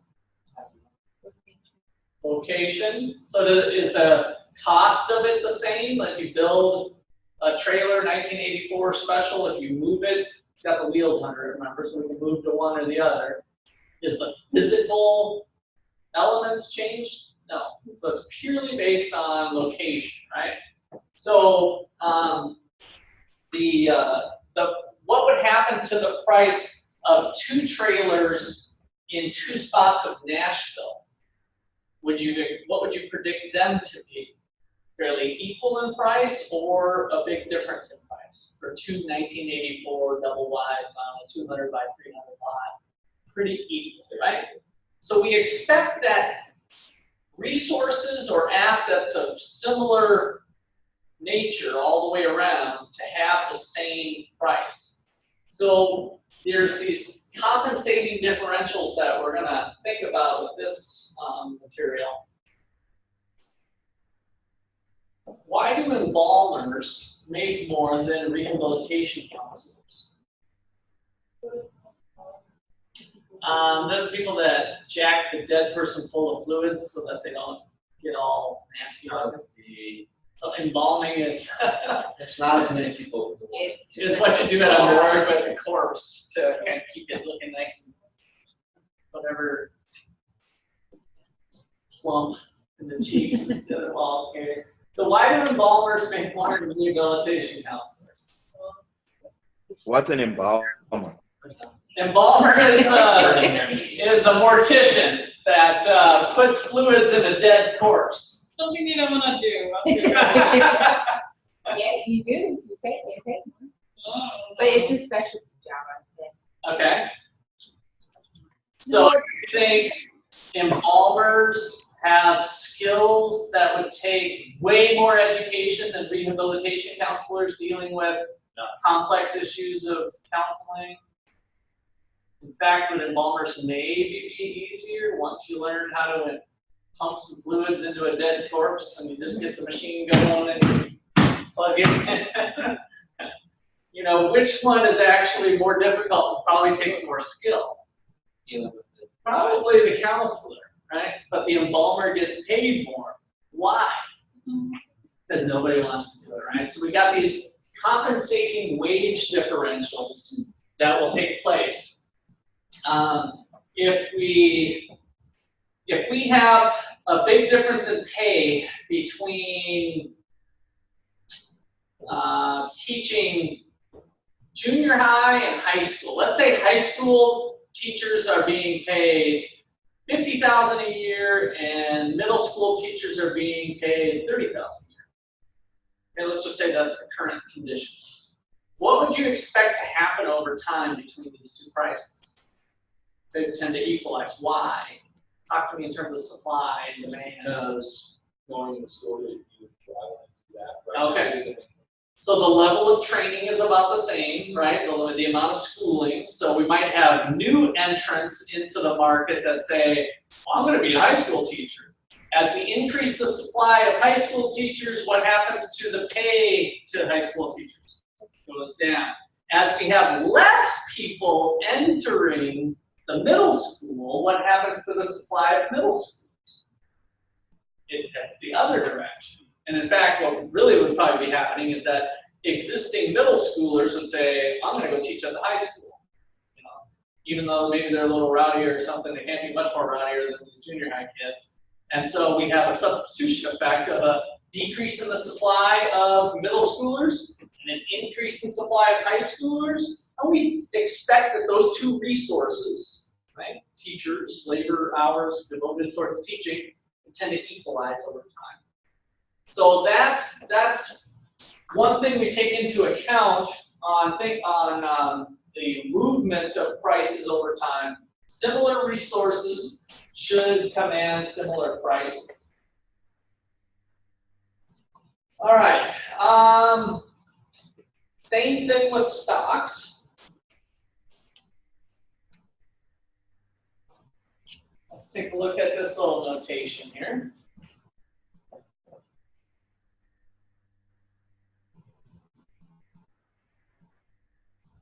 So when we buy a stock, we don't know what we're going to make on it or lose on it, right? So we'll see this throughout the semester a little bit more. Today we know what the price is selling for. So the price of Apple stock is $366, let's say. What do I expect it to be tomorrow? I'm hoping that it's going to rise to 400 or something. 400 minus 366 divided by 366 would give me the expected rate of return on purchasing that stock. Right? All right, so what we're acknowledging here is that there's going to be a different premium paid for different types of stocks, depending on how risky they are. So it's called the risk premium. So if you were, this is almost better, I think, kind of phrased in the form of a loan. So if a bank is making a loan to somebody that's only putting, let's just go to the old days, of no money down, and they've got kind of a iffy income, and they want to buy a $300,000 house, right? But their credit score is good. And so we've got another person that's putting 10% down on a $300,000 house. They've come up with $30,000 of their own money. Which one would I offer a lower interest rate to? The 10% down or the no money down? The 10% down, right? So the risk premium is different. The person who puts 10% down might be the one who defaults, right? I mean, there's risk with both, but the premium that we need to get in order to take on that loan is higher with the no money down group. Okay, so risk premia, the premiums that we pay on interest rates, are analogous to compensating wage differentials. We pay the garbage man a lot more than we pay the line cook at Burger King because they deal with garbage. We're picking up other people's garbage. It's not any more difficult. In fact, it's probably easier, although there's kind of physical strength. Maybe you've seen these guys running around town on the backs of the trucks and grabbing whatever I throw in my garbage, which I love Ottawa, by the way, compared to some of the bigger. You're in Lawrence, right? So you got to separate out your trash and put paper. You put it all in one. Everything? Cans too? Cans, everything? Wow. Okay. Well, in some cities, I didn't know that Lawrence was like that way, unless you're just a rebel. But some cities force you to recycle. I mean, you have to separate your garbage. And in Ottawa, can you put yard waste, sticks, leaves? See, we can do that in Ottawa. Great. That's why I couldn't believe it when I came here. That is so nice to rake your yard in the fall, and you have I put 10 bags of leaves. Yeah, and people put them in the black bags too. You can put them in anything, whatever I put out there, those guys will take. It's just awesome. They do it too, but we have to separate. You have to separate it, and you have to probably pay, well, at least where I used to live, you had to pay a separate, you had to call even a different company or different, it was like a special pickup. Man, in Ottawa, you just mix your old garbage, anything, throw it all together, and whatever's out on the alley, they'll take. But I still choose to recycle. Ah, okay, so the truth comes out. You choose to recycle. Well, I think that the opportunity cost is too high. All right, we're going to keep my mouth shut, especially what's being recorded. All right, couple comments on Monopoly. Monopoly give this a read.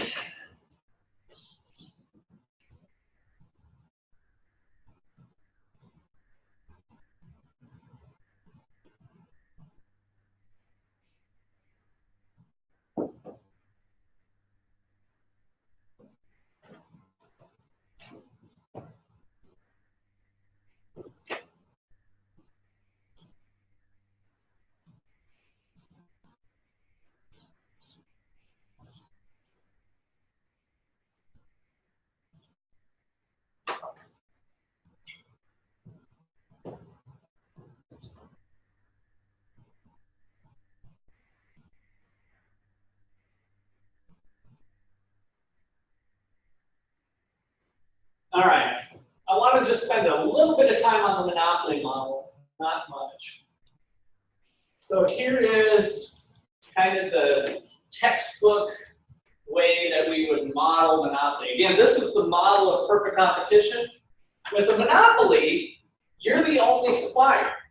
So you face the market demand curve as the first thing, right? You're the only, so we don't have this whole separation of the representative firm and the market. You are the market if you are a monopoly. And so you face the entire demand curve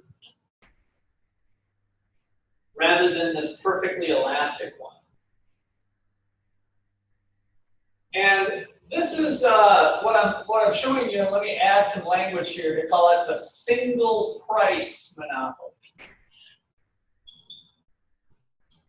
The reason I want to add that is we're going to talk, I think it's next week, on price discrimination, where we can charge lots of different prices. But here, we're going to restrict the monopolist to only charging one price for their product. So if that's the case, they keep. Did I hear a question? Can you unscreen share so I can see the Oh, board? all right, thank you. Yeah.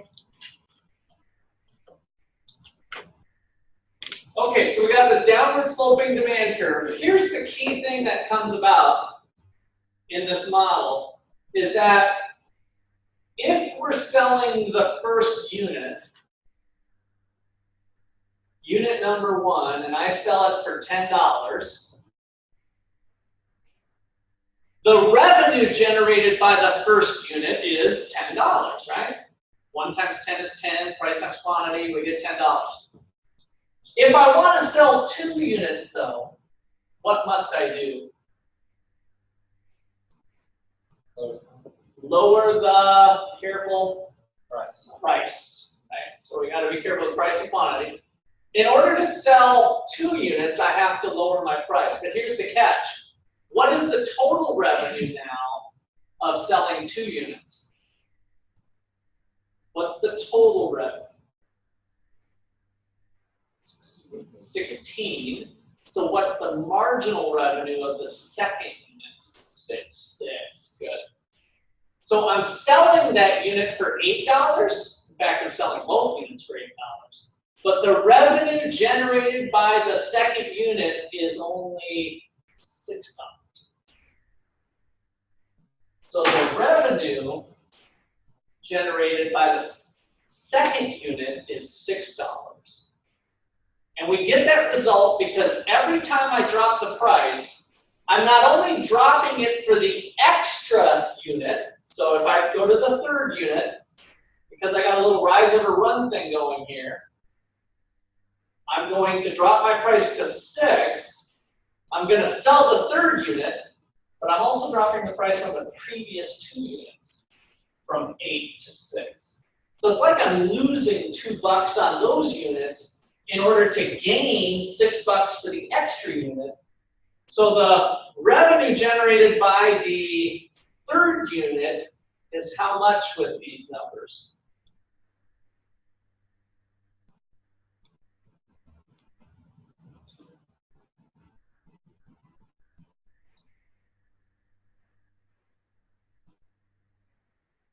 How much? 2. So 18.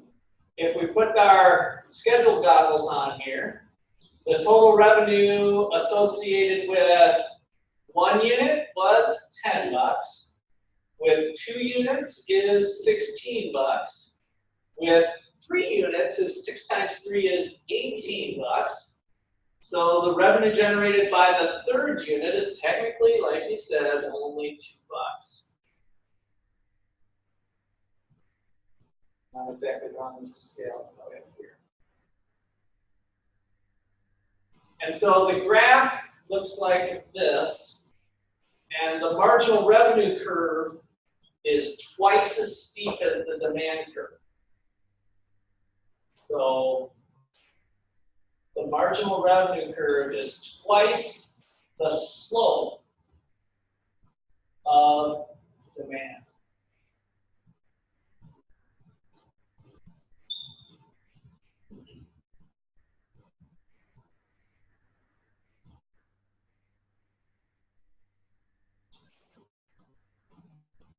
All right, a little bonus material that I'll just tell you here is that if this comes down, if this is twice the slope, it's going to cut through the midpoint of these two, which might start to ring a bell. And remember what the midpoint, we did that for something else. The elasticity of demand was equal to,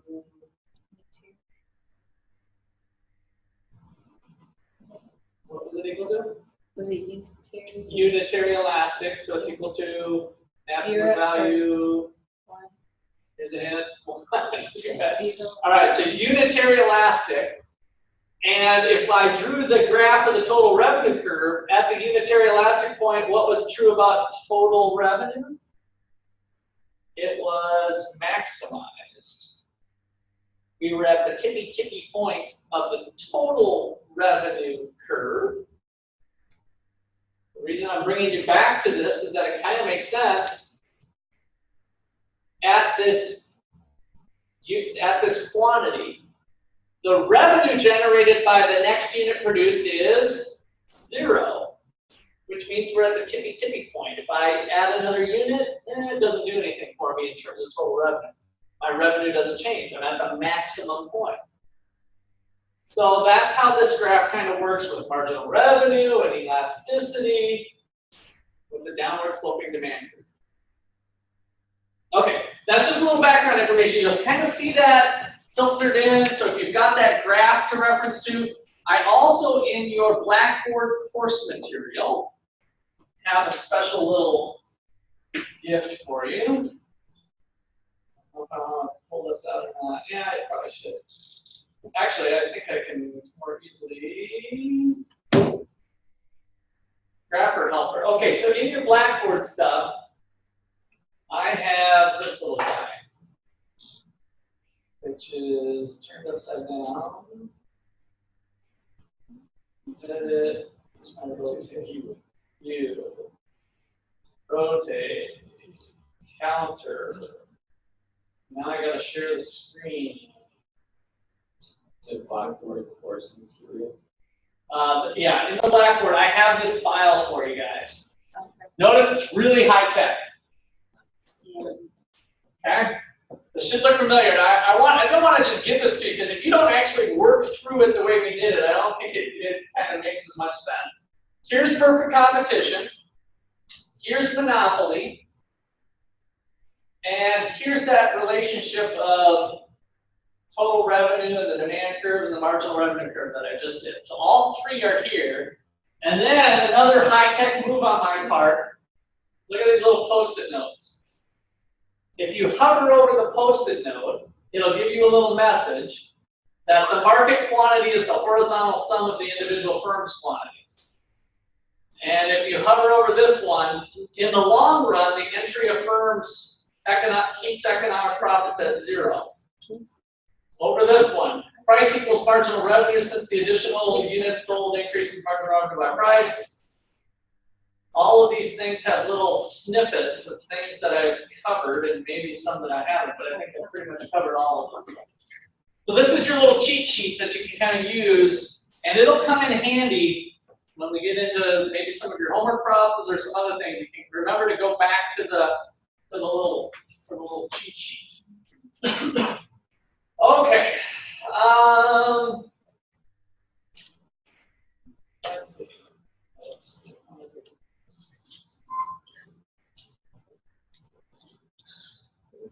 We're getting close.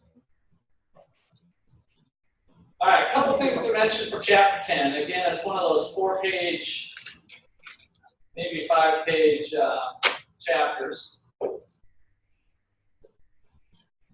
And it talks a little bit about how companies differentiate their products. So it kind of builds on this theme and separates them into two different, two different schools of thought.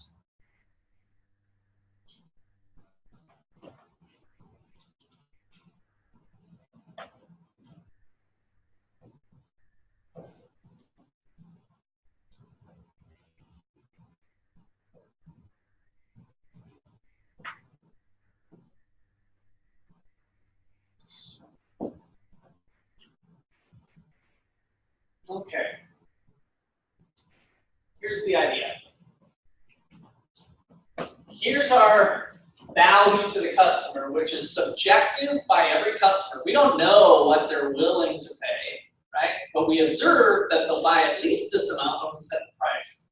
So here's the real concept, kind of the magic nut that we're trying to crack each time we start to get into pricing schemes and other things like that. We'd love to be able to get what the customer's willing to pay, but it's not going to be possible in most circumstances to be able to get that. But at least conceptually, we have this as a construct in our head, where if we have a price here, the consumer would have paid $400, so they get the consumer surplus. But of course, as long as we get this price, we cover our costs and we have some profit built into it. And so anytime we can start to break this up, we can start to do a little better from a strategy. So it gives us kind of a place to start from.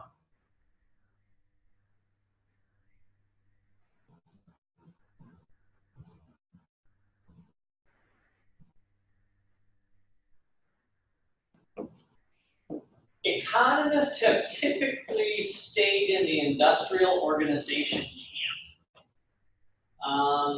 You probably started to pick up that economists like to make assumptions. And so the economist view of the world is that, well, we're going to be in this equilibrium and prices adjust anyway, so what's the use of getting into it? So let's just pick an industry that might be new and up and coming, and let's jump in it, grab as much money as we can, and then we'll get out. So it's kind of maybe an entry and exit view of profit if you're on the hunt for profit, is to be thinking about the industry and look at the industry dynamics. And so it's very much this perception that is somewhat arrogant or elitist, I think, in a way that well, everything's kind of the same, and I could do this or I could do that. And it kind of discounts, to some extent, what an entrepreneur can do using their creativity. And economists don't get that in general. So they're kind of like, oh, well, profits are going to be zero in the long run anyway, so let's just kind of shuffle around, and that's just the way it's going to be. Well, leading entrepreneurs think a little bit differently. And that's this resource-based view, is that maybe through leadership and management and creativity, we can build a competitive edge. And reality's somewhere in between here. I think sometimes people are deceived into thinking they have more control over things than they actually do. I think economists tend to think that there's external factors, that it's not just a machine that you run through, that everything's external. So it's kind of this battle of internal versus external. A lot of business people think that they can change things to kind of beat the market. Economists up here might be thinking, you can't beat the market, it's just going to eventually get you. And I think, again, both of them can be true. Is it possible to set up a sustainable competitive advantage, is what Warren Buffett kind of talked about. And to do so is to kind of discount that whatever you did can't be copied.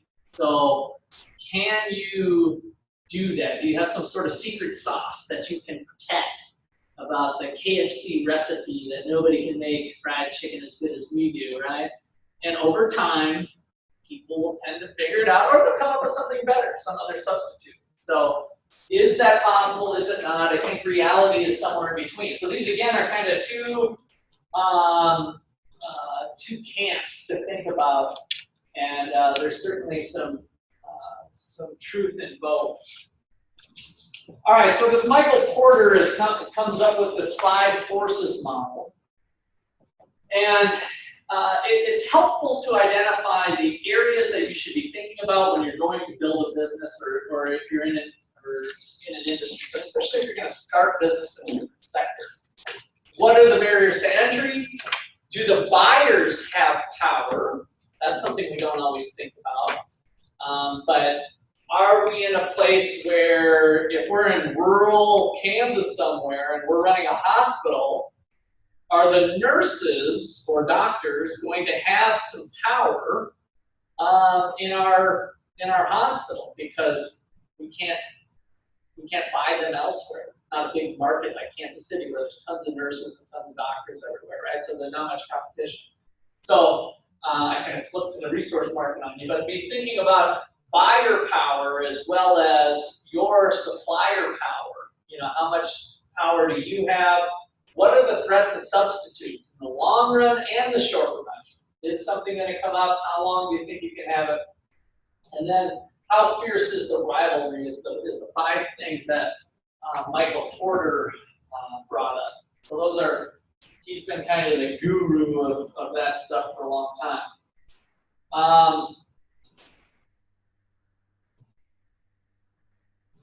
So here's the 5 forces in a little bit more detail. I'll just let you give a read through and I'll make a few comments.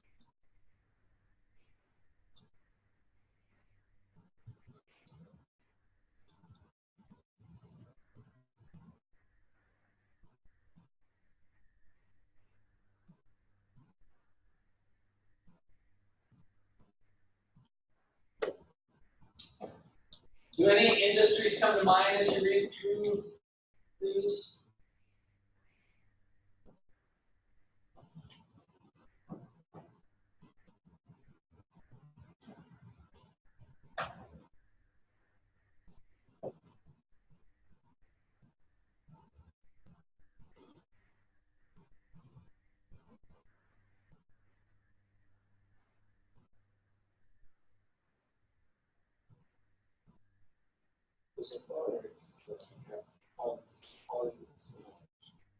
The oil, okay. So there's a few of them, it's concentrated. Okay, good. And so it makes them a little bit easier to work together and possibly to monitor if there's fewer. All right. We talked about profits being a signal. Barriers to entry.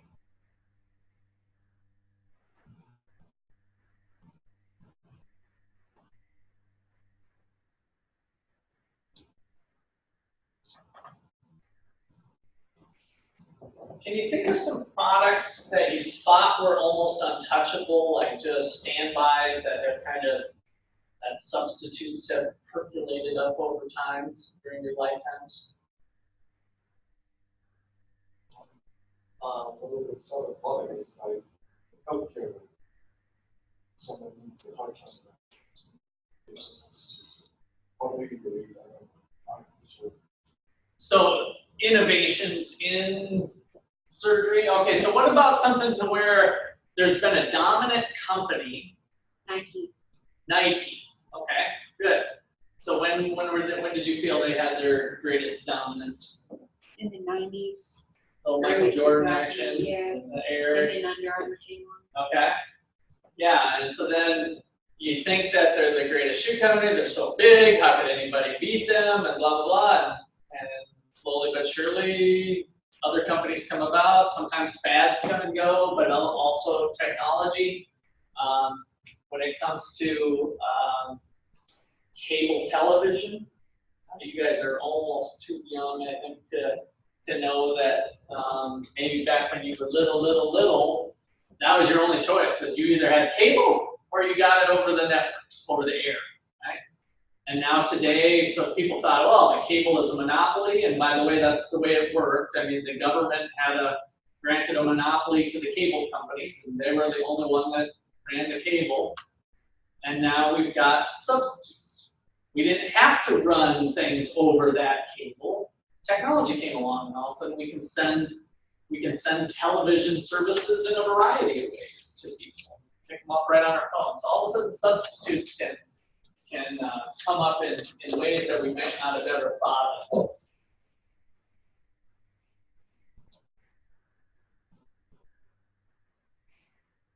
All right, so he talks about the intensity of rivalry. You see that in restaurants. So this is given as a little bit of support for the industrial organization view. So look at these industries. So profitability differences do exist across industries. What do you think about, are airlines, you know, they're just like a gold mine, so you're for sure going to make money, so their rate of return is lower, and that's why everybody does airlines? Do these make sense in terms of risk and return? If you were an entrepreneur, I mean, which one would you pick? Would you just pick, I'm going to go into semiconductor business, or I'm going to go into the drugstore business, eating places, racetrack operations, engineering services? You know, I'm just going to pick one of these. I think it's based on like someone's specialty. Okay, good. So yeah, using their resources and what's unique would probably drive them to a particular place. Even if you had that, would you pick airlines? Why do we have airlines? Why do we have people getting into airlines? And the profitability is so low. People are always going to fly. People are always going to fly. We also have big money at stake potentially, right? And so if you can get into it, even if the profit margins are low, but the revenues are high, you still might be making, even though you're only making 3%, it's 3% on $1 billion instead of 10% on $1 million. See what I mean? So you might get into more dollars if you can, if the circumstances are right, to kind of leverage your way into it. I think with the airlines, there's kind of a, I own an airline type of thing. I own a skyscraper. There's been some good research on this, that because it's got some sort of pride, achievement, kind of pound your chest type of thing, then even though it kind of sucks, people still put their money into it. Because, well, I own an airline. I have a high-rise building. It's 100 stories. It sounds cool. Again, it's kind of compensating differentials in prices, right? In the rates of return. That pride factor is part of the return. It's a non-monetary part of the return. And so that person is like, likes to brag to their friends that they own an airline. Well, their rate of return, they've got this non-monetary rate of return that's up here. And then, well, who cares about the money anyway? I've got $2 billion to spare, but I own an airline, right? So that's some things behind the scenes. Last thing I want to talk about with this one, that some people have poked at Michael Porter's 5 forces, is that he overlooked these cooperative opportunities. That sometimes people pick industries because of the synergies that might be available. Can you think of any physical areas in the United States where there's a concentrated number of companies in a particular industry? Music in Nashville, good. Detroit and cars, although that's not looking so good right now. But yes, traditionally. What's that? Silicon Valley, big one. Google, Facebook, you may have heard of those. They're all located right in Silicon Valley, San Francisco, San Jose type area. Hollywood for entertainment industry. And the list goes on. I mean, so we see that firms might choose, because the 5 forces that Michael Porter put together might say, well, I'm not going to operate my my new software company. I'm not going to Silicon Valley. Look at how many people there are there. I'm gonna open it up in Ottawa, Kansas. Well, what are you missing out on by not being in Silicon Valley? Think about that for a second. Resources like what? I mean, What's being spent there? What's that? The money that's being spent there. Okay, so there might be proximity to investors. That might be one. Potential employees is a big one, right? So you've got all the people that are already living there, and maybe you'll be able to steal them away from some other people. What else? Suppliers. So you might have other related industries that might have transportation costs, so that if you locate your software firm here and you need some hardware components, well, they're right next door instead of shipping them by FedEx over to Ottawa, Kansas, right? There might be advantages there. Know-how. Know-how. That's actually a huge one. I'm glad you brought it up. I thought I was going to have to spoon feed you. It might even be worth an extra credit point. So it's called. So what a big thing economists have are knowledge spillovers. So knowledge spillovers. In other words, you go out for lunch at Starbucks in Silicon Valley, and you're a software engineer. You get to talking with somebody. You overhear a conversation. You have a friend of a friend of a friend, and you're all together. You start talking shop talk, and you learn something.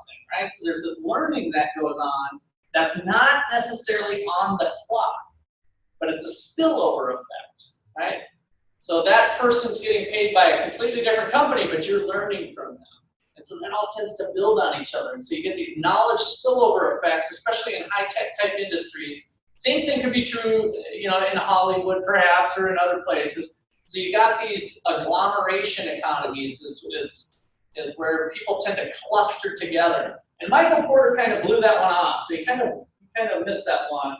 And so there's cooperative opportunities within the market system sometimes too. So that's a sixth one that we'll look at later as well. All right, we've reached the end again. Good job. We'll call it a night there.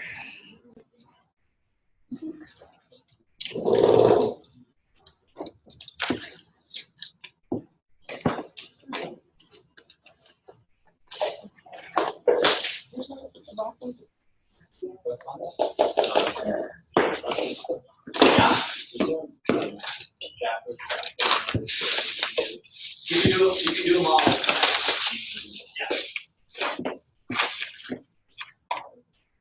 Yeah. That should be explained on that Blackboard site. Oh, okay. There's a little paragraph on the Blackboard site. I just don't remember for such. So what? Yeah, it equals the number of chapters. So what? Nothing. She's bright, super good. Bye.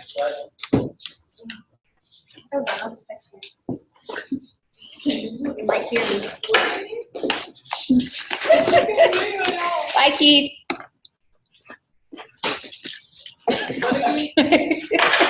Bye.